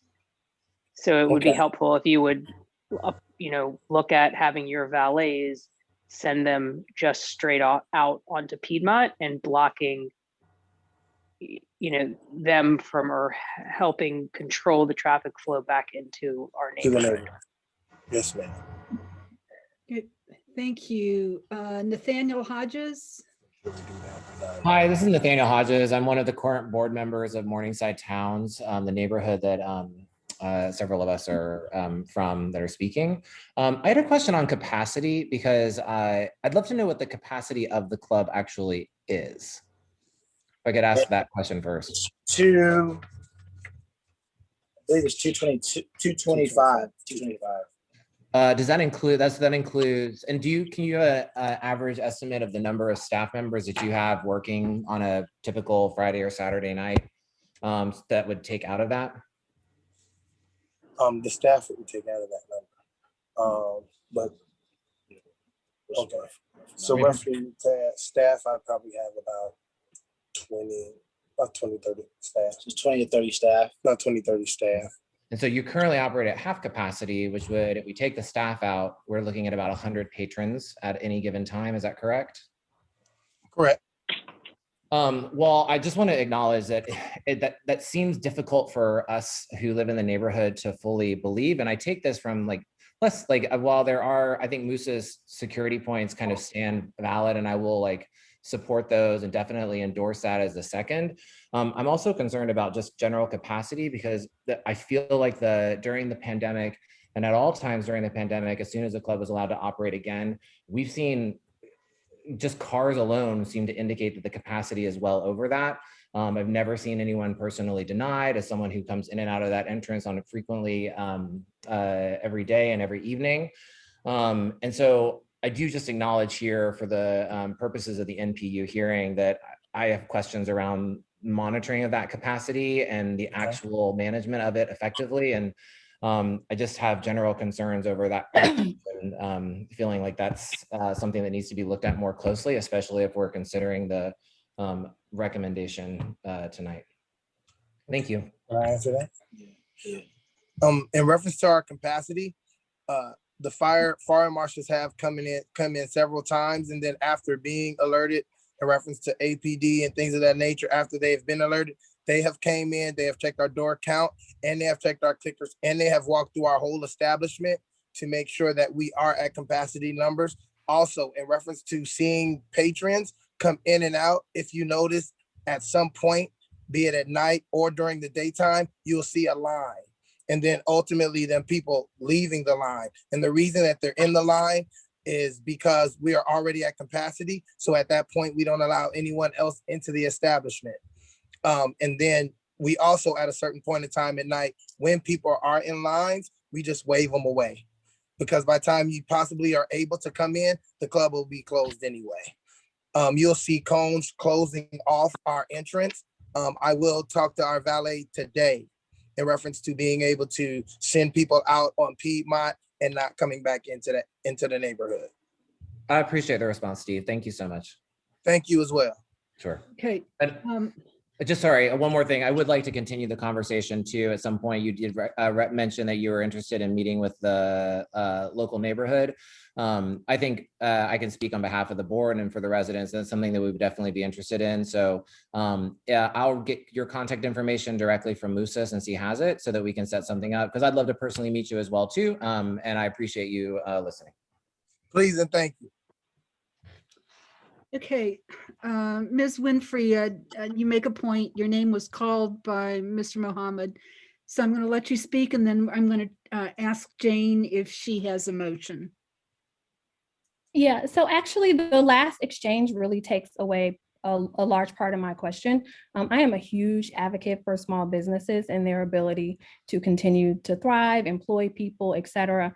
So I am, truly happy that the board chair has, accepted kind of the offer from Mr. Bynum to speak, together. I think that, all communities, both residential, especially in areas that have such mixed, right, have to be able to work together. In our community, we have neighbors that literally will put in writing related to Black people, words like pathetic, disgusting, etc. I think that the way we all move past that is to get to know one another and understand that people really are just people trying to run a business, employ people, feed their families, etc. So if we can get past some of those, thoughts, ideas, etc., as I think the last conversation indicated this is headed, then I have nothing else to say. Great, thank you. Okay, Jane, do you have a motion? I'd like to make a motion to deny this application, given the excessive volume of calls for service, and which would seemingly indicate a failure to supervise. Seconded, Ramsden. Okay. A motion's been made and properly seconded to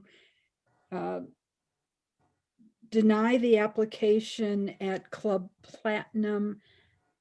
Is there any discussion on the motion?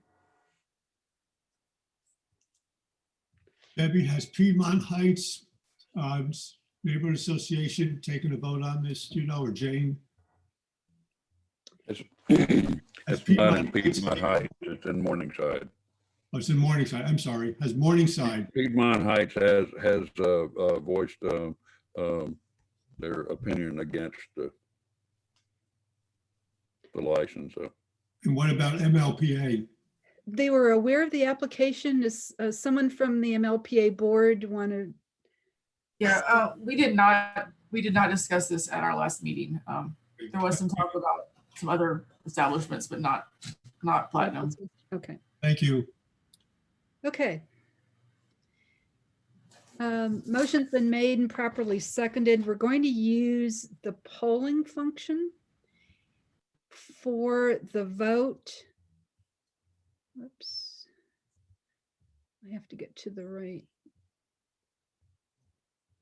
Okay. We're actually going to record 2 votes for this application. The first is for all residents of NPU-F, whether or not you're verified or not. Please vote. Zoom does have a function where we can go back and see who's voted.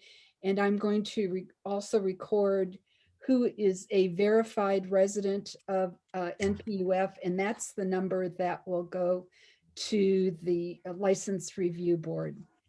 So if you're in favor of the motion to deny,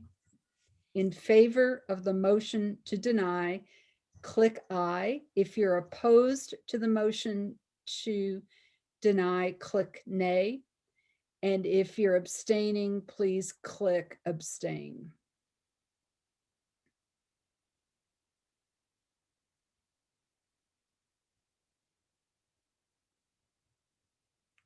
Okay, it looks like we have everyone that's voted has voted. I'm going to end the poll by a vote of 22 in favor of the motion to deny, 2 opposed, and 3 abstentions. The motion carried, and based on that number, it appears that the verified members would also carry the motion.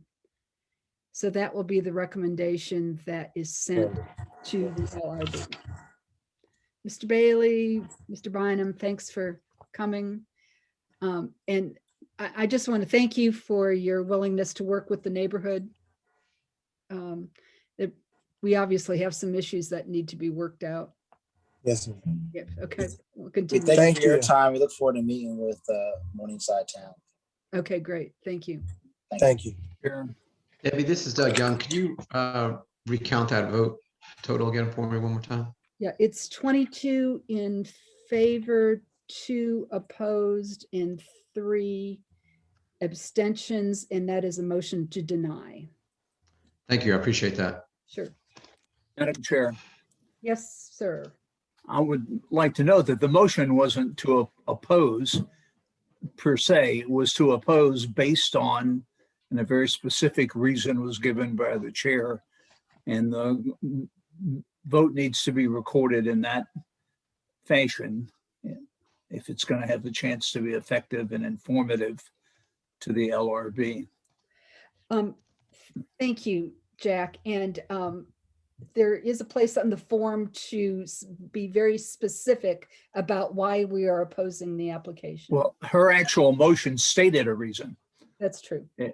So that if the motion is properly recorded, it will, you can elaborate, one can elaborate if one wants, but I would be very cautious about it because I actually think this was an interesting discussion, and it might be that further negotiation will, with conditions, might yield a different result. One doesn't know that until or if those discussions occur. I would also ask our chair of this to report back to us next month on a substantial report of the hearing at the LRB, because I've always found the LRB to be a remarkable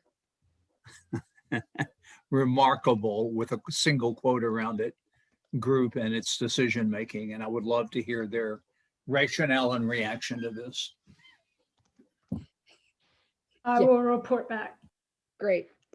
Thank you. And we will let the adjacent neighbors and neighborhoods know when that hearing will take place so that you can also attend. And let the entire NPU know, that would be even more appropriate. And might I add, I listened to this huge litany of concerns. Many of them sounded appalling from a living point of view, and to some suggested responses that might mitigate them. May I urge neighbors, as big a pain in the ass as this is, to get out there and find a way to record it, photograph it, Absolutely. take video. Anecdotes don't go very short distance in my experience at review boards. Very, very short distance. There's a pictures are worth tens of thousands of words. Yeah, and a couple NPUs have been very successful in having applications denied when they provided photographs. Okay, thanks, Jack, for your comments. Jane, the next application is Publix. The next application is for Publix Supermarket. Agent Ms. Demi is present. The Publix for this application is located at 1544 Piedmont Avenue.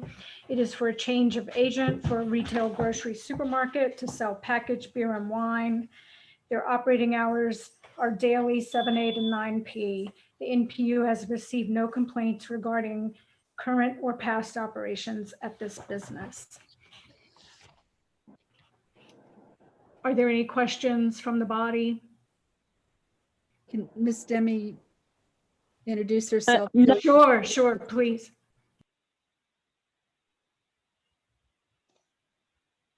Miss Hello? Miss Demi? Yes, great. Yeah, I'm here. Okay. Hi, everybody. Hello. Hello, and Hello. go ahead. Hello. We can hear you. Okay, so my name is Asada Demi. I'm the district manager at the Publix, on Piedmont Road and Ensley Mall. So just wanted to come in today to answer to any questions or concern you may have, regarding Publix and or the application, for the city of Atlanta for changing the licensee for Publix store 599. Great, thank you. Thank you. Any questions for Ms. Demi? Jim, did you have a question or a comment? A comment. That's the store that I shop in most of the time, and anytime I buy alcohol in that store, I'm carded. And if you can see my picture, that I thank them each time.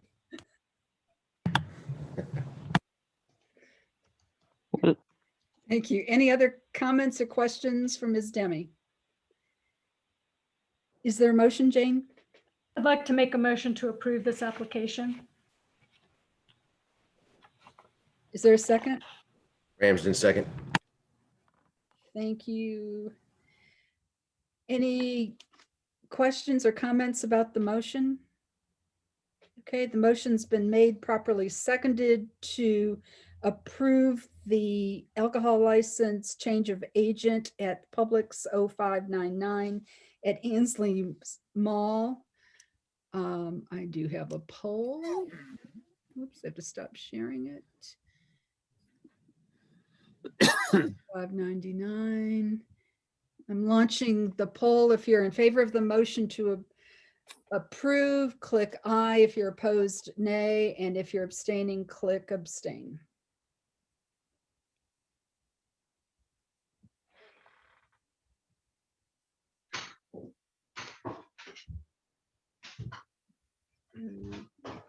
Okay, it looks like the numbers stopped changing by a vote of 18 in favor, none opposed, and 1 abstention. The motion carries, and that will be communicated to the LRB.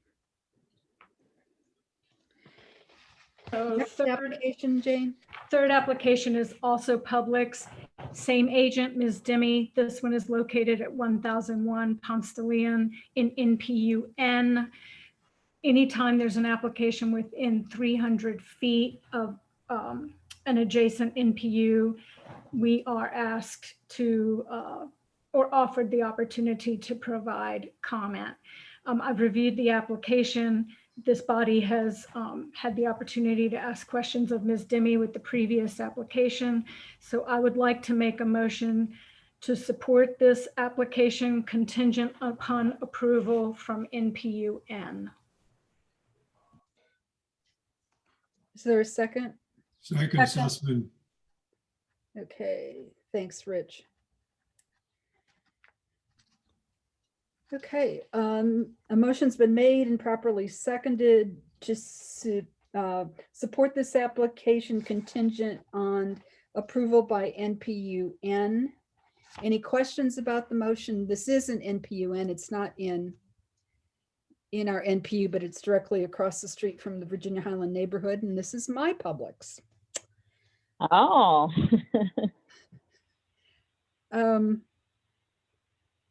All right, I've just launched the poll. If you're in favor, click aye. If you're opposed, click nay. And if you're abstaining, click 3. Click abstain. There were 3 people that have abstained so far. Okay, it looks like the numbers have stopped changing and everyone has voted that wants to vote by a motion, by a vote of 16 ayes, no nays, and 3 abstentions. The motion carries. Great. Thanks, Ms. Demi, for being here. Thank you so much for letting me and allowing me to be here.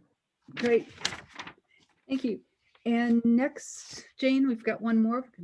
And our final application tonight is for a new business named Farm Burger. The agent, George Frangos, is present. This business is located at 1017 North Highland. This is the site of the previous Yay Burger.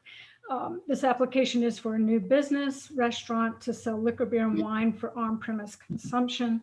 No live entertainment is planned. The manager has 15+ years of restaurant management experience. Their hours of operation will be Monday through Sunday, 11 a.m. to 10 p.m., and the parking requirement is met and or exceeded. Any questions for the applicant? And if the applicant would like to introduce himself and tell us a little bit about his restaurant. Sure. Thanks, Jane. George Frango. So Farm Burger, if you're not familiar, we call ourselves a grass-fed local neighborhood burger joint. And here in Atlanta, we have locations in Decatur, Grant Park, Buckhead, and Dunwoody. So we're excited to be coming into the Virginia Highlands neighborhood as well.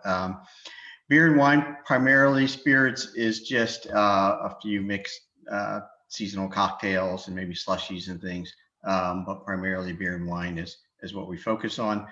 All of our staff goes through tips trainings, and then we have our own internal additional kind of liquor agreements and training that we do that we have all employees sign off for. So, and you know, we try to card people as vigilantly as Publix, depending on age and appearance, is not what we use as a standard for carding people. So, and so we have licenses going back 11 years here now in Atlanta.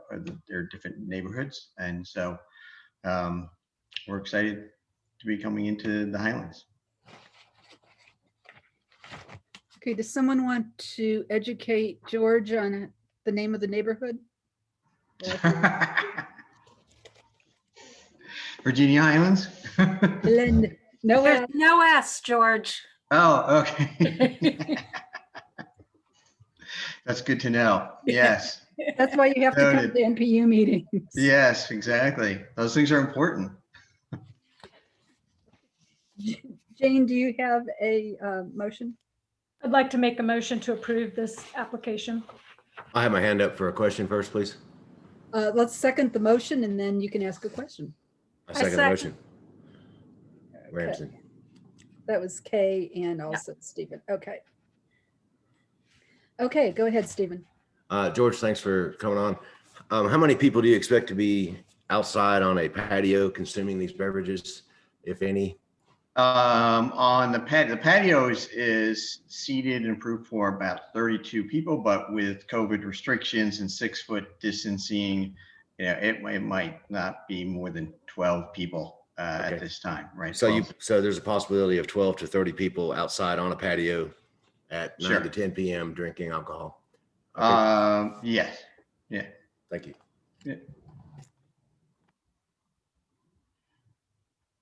And I would say even our hours over the last year, even though our hours are stated at 10 p.m., we've had all of our restaurants being closed at 9 p.m. So our businesses and meals and burgers and not really drinking. And so it seems like our business tails off a little bit earlier than it used to pre-COVID. Debbie, I apologize that I can't raise my hand because of being a co-host, But I'll just comment that I did actually talk with residents that live immediately adjacent to where your business is going to be. And they said that while it was a Yeah Burger, which had basically the same beer and wine, basically the same hours, they literally had never had any complaints about noise, traffic, any kind of disturbance. So we've had a pretty good record at that location with the people that live immediately adjacent. Great, thanks for. Yeah, thank you. Thanks for that. Okay, so we have a motion. It's been seconded. We've asked questions. Let me open up the poll to vote. If you're in favor of the motion to approve the license at Farmburger, please click aye. If you're opposed, nay. And if you're abstaining, click abstain.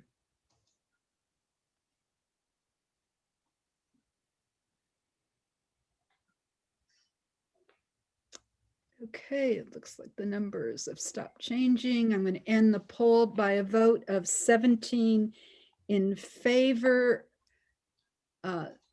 1 nay, and 1 abstention. The motion carries.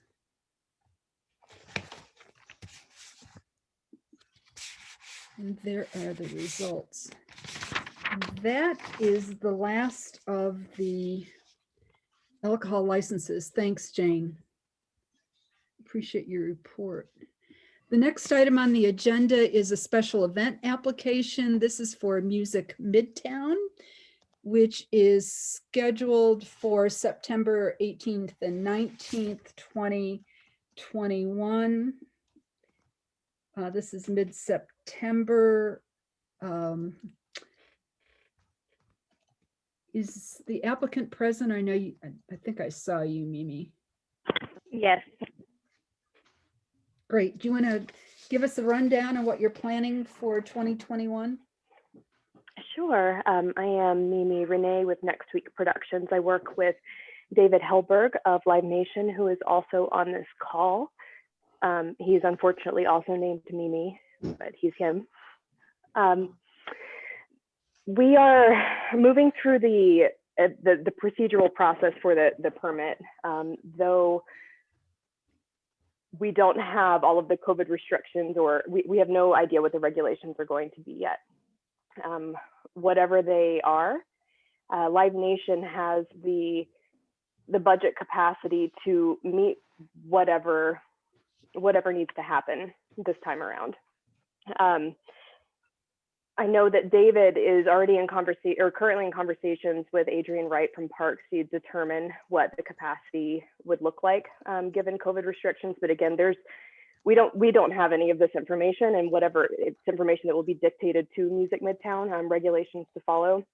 And so as these things unfold, we are remaining in consistent communication with the community. We've begun meeting with Debbie and also with Courtney from NPU-E to go through the operational concerns that the neighborhoods have already collected from previous Music Midtowns. Debbie and Courtney and I will be on some kind of regular meeting schedule after these particular NPU meetings, so that we can continue to, just for the sake of transparency and continuity and information, because it will be unfolding as it comes. We're like paper-wise moving through the same plans as has been done before, but we're kind of, it's early in conversation, so we're just following permitting processes. To start, what we would like to do, if you have questions, we want to hear from you. We've already received from Debbie directly what was compiled from previous years, but would love to hear from folks on the call. So you're asking the members of NPU if they've got any questions or concerns about previous Music Midtown events? Not necessarily. What I would really like to hear, but whatever questions you have currently would be helpful for me. But what I would really like to know from the neighborhood, from the neighborhood would be what kind of what kind of conversation would be helpful for you in terms of how we're communicating with you in an ongoing basis. And because we'd like to build schedules, technology, whatever it may take around this so that there is more transparency and more conversation moving forward. Okay. See one. I see one hand. Jed or Beth Marks, did you have a comment? Yeah, as a cyclist, Music Midtown, first of all, we love Music Midtown. We try to spend as much time there as we can. For a number of years, for a cyclist trying to travel through Piedmont Park, I dreaded Music Midtown because they had a almost animosity towards cyclists. But I want to say, and I want to encourage this, the last year or two, I think you've gotten much better. I think you're much more accommodating to the people using the cycle track along 10th Street, to people who are coming through the park. It's much more welcoming, and I want to encourage that momentum. It was wonderful how it happened this last year. I want to say thumbs up, keep that positive direction. Thank you. To that end, there's also been some conversations around even increasing that visually with green barricades and other things that may help cyclists as they're moving through with visuals that they're used to seeing. Is there anyone else who has something specific that I could speak to at this time? Mimi, would it be possible for you to come back once your plans are more firmed up, so we have an idea of what the anticipated attendance is, how you're going to handle the traffic on 10th Street, loading in and loading out? I know in 2019 that seemed to be much more successful when you had the trucks that were parked over behind the buildings on Midtown Promenade. To answer that, yes. Procedurally, we would still like a vote tonight with the understanding that you don't even know what you're voting on. So there's that piece there. And so, yes, I will come back both formally in front of the meeting, just as a presentation in the future. And then in the interim, with you, me, and Courtney continuing to converse as your community gives you questions, we can address those in an ongoing way as well. Okay. Madam Chair, Yes, Jack. I don't think a vote is appropriate without a much more specific proposal. That's the whole guts of the piece. I believe that the applicant will do their best, and I hope they will. That needs to include conversations at this point with Grady, administration, and PTA, and try to work through those. There seems like there's been some promising sentiment, but I certainly don't think we're anywhere near the just give us approval, we'll tell you what we're doing later stage at all. I would oppose that both in general and specifically here. Yeah, thanks, Jack. I'm kind of in the same camp on that. If I'm not knowing what I'm approving, that I think that'd be problematic. One of the concerns that was raised is with Grady, the construction is anticipated to be complete by Music Midtown, but you know how things go. Like, of course, yes, both Grady High School and the Children's School are part of the ongoing conversations, and whatever support Live Nation has to provide for them to continue their operations and construction, all of that will be taken into consideration throughout the production planning. okay. Any other comments or questions? No, without those approvals coming from those agencies will carry a great deal of weight and garner you even more support. So I urge you to get them and come back, and I think that'll help your cause. Okay, thanks, Jack. Any other comments or questions at this point? Yeah, Ramsey. Yeah. Hey, I'm ecstatic to see live music coming back to Midtown and Music Midtown, and I appreciate you planning that and look forward to what you have to present to us.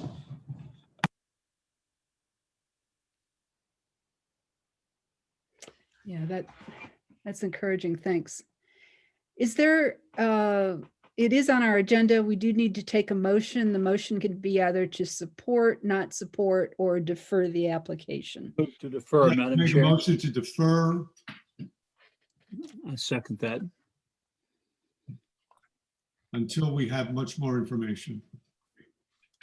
Okay, the motion's been made to defer, I second it. and Jack, was made by Rich Sussman and seconded by Jack White to defer the application. Is there any discussion on the motion? I just have a question. If we're making a motion to defer, do we need to specify until when? Because I think if Mimi just comes back next month, she's still not going to have the answers that we're looking for. You know, one thing, if you listen to the president the other day, then a lot more vaccine should be available by May 1st. Now, how that will be distributed, we will know. And George is lacking in getting shots into people's arms. But I think by May, we may have a better idea of how the state of Georgia is faring as far as people being immunized. And that should have a major effect on how this event will proceed. So perhaps she can come back in May at the earliest and give us a report based upon the situation she can work out with the city and the COVID situation in the state. I think we'll have a better idea of how this is going to go on.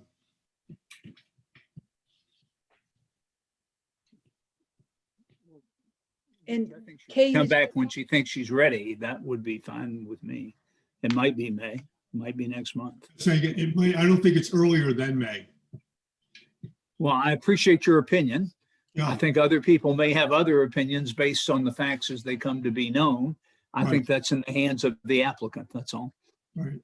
I guess my question was, Mimi, when do you think you will know things like what your security plan looks like, how many people you expect, what your load-in plan is? You know, those details are the things that we typically care about. When do you think you will have a handle on that?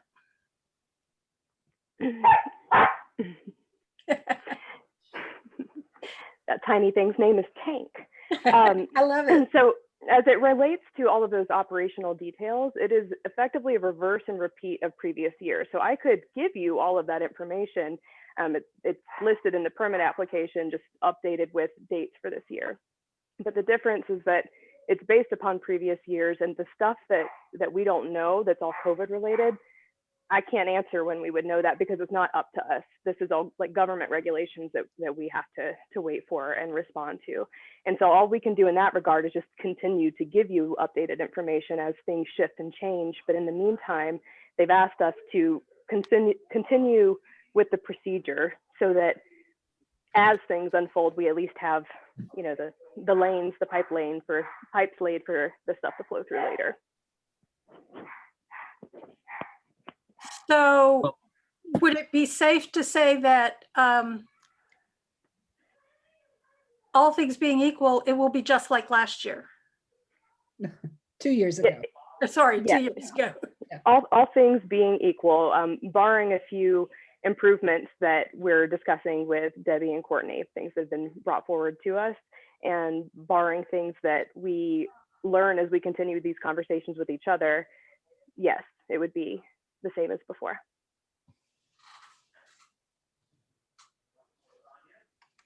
Chair, I mean, I think we heard some very specific comments, concerns about schools, and that the biking accessibility along 10th Street. And I'll expand that to say that for years, you used to get cut off at Park, both before and even during it, even though you could easily ride your bike through the park around under the garden and have nothing to do with the concert. So I think maintaining the public accessibility, I mean, if we could be specific about that, we will do that. We will work out concerns with Grady, and I think that could be done right away. I really don't think they're going to change. I would feel better about it, that's all. But I can say very clearly, we will be working out details with Grady. We will be working out details with the children's school, and we are working on improved communications to make it easier for the neighborhood to see pedestrian and park access points all throughout the entire load-in period. Okay, and that includes ABC, the bicycle campaign, right? Because that would Yes, be sir. great. They're great on this. Yeah. Okay. Mhm. Okay. So we have a motion on the floor to defer. I'm personally willing to reconsider a motion if it's conditioned that you will work out agreeable solutions addressing the concerns of those groups plus Midtown and Ansley or whoever's worried are about you- it over there. Are you withdrawing your second? I will if Rich wants to. I think it was his motion, so. It Sure, is. I'll withdraw. You'll withdraw. But I would also request that Mimi come back to us in a couple months to update us on the progress that has been made, if any, and keep us updated all along. It would be my pleasure. Great. Thank you. Sorry, I'm laughing at that idea, but okay, thank you. I got two hound dogs. That seems like a stretch, Mimi, but okay. I'm real flexible though. Well, these virtual meetings make it a whole lot easier, doesn't it? All right, No so response. the motion to defer has been withdrawn. Is there another motion? Does someone want to make another motion? Jack, go ahead. We'll offer approval conditional on support from the Grady High PTSA administration, the bicycle campaign, and I'm sorry, there was one other group in there, Midtown or Children's School. Or children. M&A. M&A. And M&A. I'm really not as worried about the children's school, a mighty financial behemoth that can handle itself. The group that owns one lane of 10th Street 5 days a week, they can suffer. That's pretty good. But that's not in your motion. Right, the children's school's not in my motion. Right, Go slug it out with them if you want. So your motion's conditioned on support from Grady High School, Midtown Neighbors Alliance, and ABC. Taking notes. Okay. Second. I'll second it. And okay, Jack motioned and Rich has seconded. This is approval based on that condition. Let me put up the poll for Music Midtown. If you're in favor of the motion to support the application conditioned on receiving your support from Grady High School, M&A, and ABC, please click on aye. If you're opposed, nay, and if you're abstaining, 0.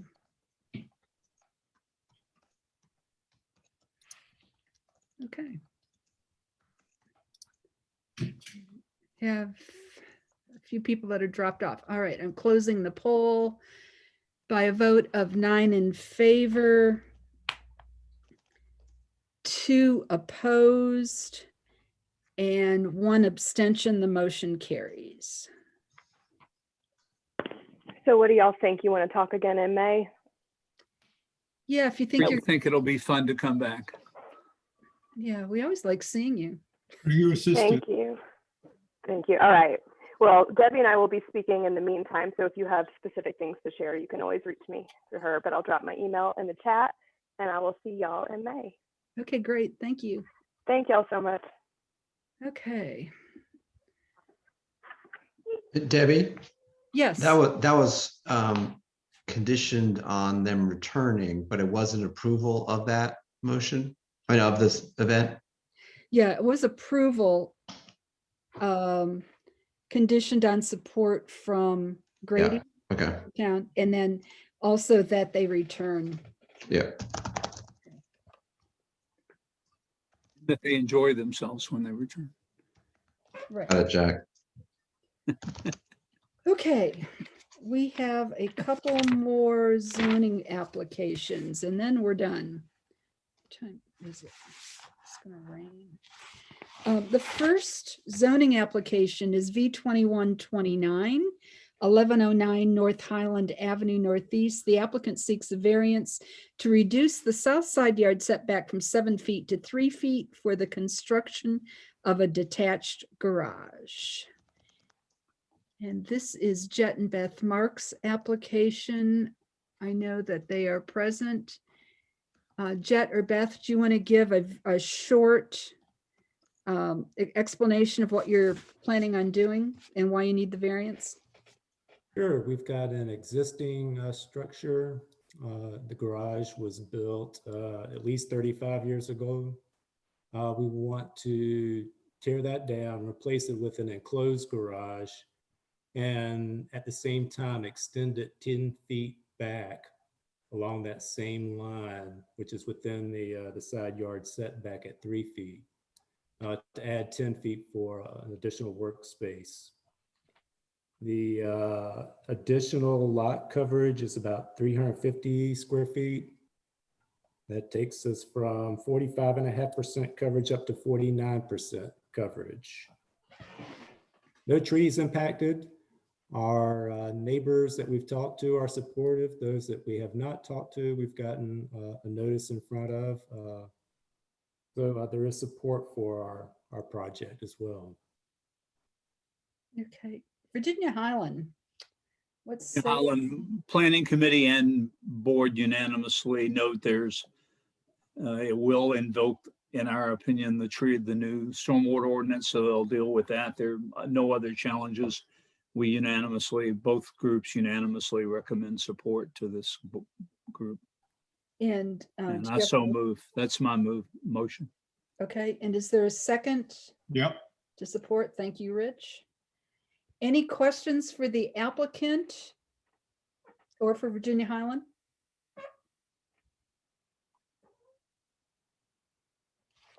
Okay. I don't see any hands up. Let me open the poll for 1109 North Highland. If you're in favor of the motion to recommend approval of the variance to reduce the south side yard setback from 7 feet to 3 feet for the construction of detached garage, please click aye. If you're opposed, nay. And if you're abstaining, vote zero. I mean, abstain. Okay, I'm going to end the poll by a vote of 8 in favor, none opposed, and with 1 abstention, the motion carries. Thank you. Thank you.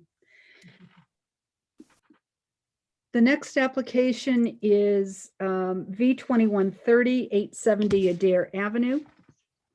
Applicant seeks a variance to reduce the half-depth front yard setback from 17.5 feet to 7 feet 4 inches and the rear yard setback from 15 feet to 5 feet for the construction of a detached garage with a guest house. This is in Virginia Highland.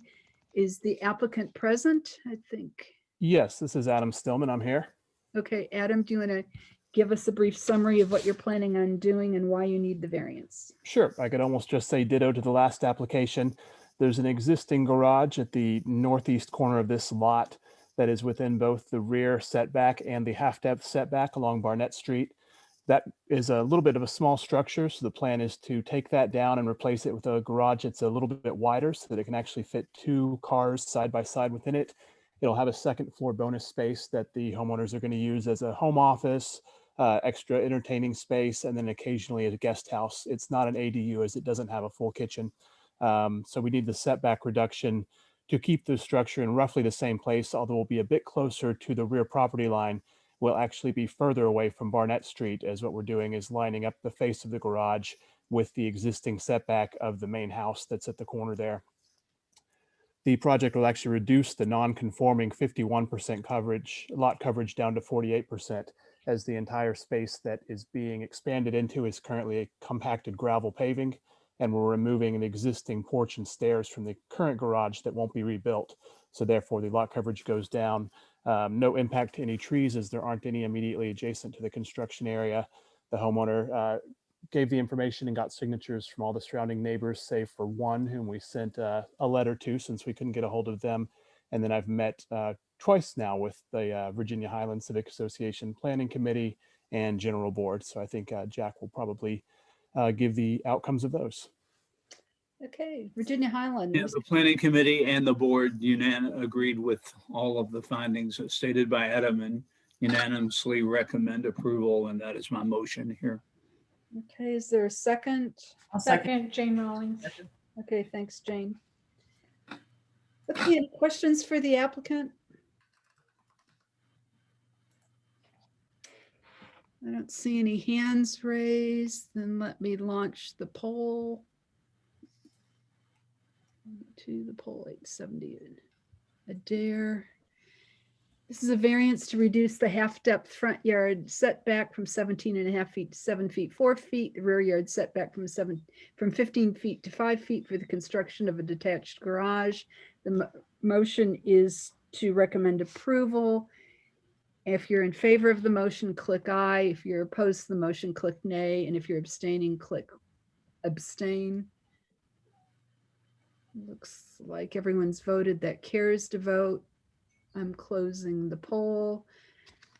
By a vote of 10 in favor, none opposed, and 1 abstention, the motion carries. Thank you very much. Thank you. And one less application. We're deferring the McLean Avenue, so we'll go to V2159. 1559 Johnson Road Northeast. The applicant seeks a variance to reduce the required south side yard setback from 7 feet to 5 feet. Is the applicant present for this one? I am. Good evening, everyone. How are you all doing? So our application is we have an existing detached 2-car carport garage in the backyard, which is unstable. It has a retaining wall at the back that's taking a fair bit of pressure, and so we would like to demolish that structure. And rather than relocating it back in the location it's in, the idea is to pull it back onto the back of the house and to have a walkout deck on top of the new 2-car garage. So the walkout deck would have a screened-in porch area, and the rest of the deck would be open deck space. The variance is to reduce from the setback on the side of the house from 7 feet to 5 feet, which is in line with the existing garage where it is built. And as we're just pulling it closer to the house, it aligns it in with the side of the house. Okay. Morningside, do you have a recommendation? Yeah, we recommended unanimously to approve this application, and I'll make my motion to approve. Second. That's Jack. Okay. Okay, any questions for the applicant or for Morningside? I don't see any hands raised. Nobody's jumped in to speak. Let me launch the poll. This is 1559 Johnson Road. Okay, the motion is to recommend approval of V2159. The applicant seeking a variance to reduce the required south side yard setback from 7 feet to 5 feet. If you're in favor, click aye. Oops, I have to launch the poll. If you're in favor, click aye. If you're opposed, click nay. And if you're abstaining, click abstain. This meeting has just gotten way too long for me tonight. Okay. All right, it looks like the number has stopped moving. I'm ending the poll by a vote of 9 in favor, none opposed, and 1 abstention. The motion carries. And we will report all of these variance application votes to the BZA before your hearing. Is there any other business to come before the NPU this evening? Is there a motion to adjourn the meeting? So moved. Second. Okay. And Rich. All those in favor, just say aye. Aye. Aye. No. Aye. Aye. Is anyone opposed? Motion carries. The meeting is adjourned at 9:27 p.m. See you next month. Bye. Next month, I'm going to leave Thank you, the, Debbie. thank you. I'm going to leave the meeting up for a few minutes. If you want to print out what's in the chat, this will allow you to do that. Once again, there's 3 dots at the bottom of the chat screen. And if you, at the top, it should say save chat. Just click on that and it'll save to your computer. Okay. And I'm going to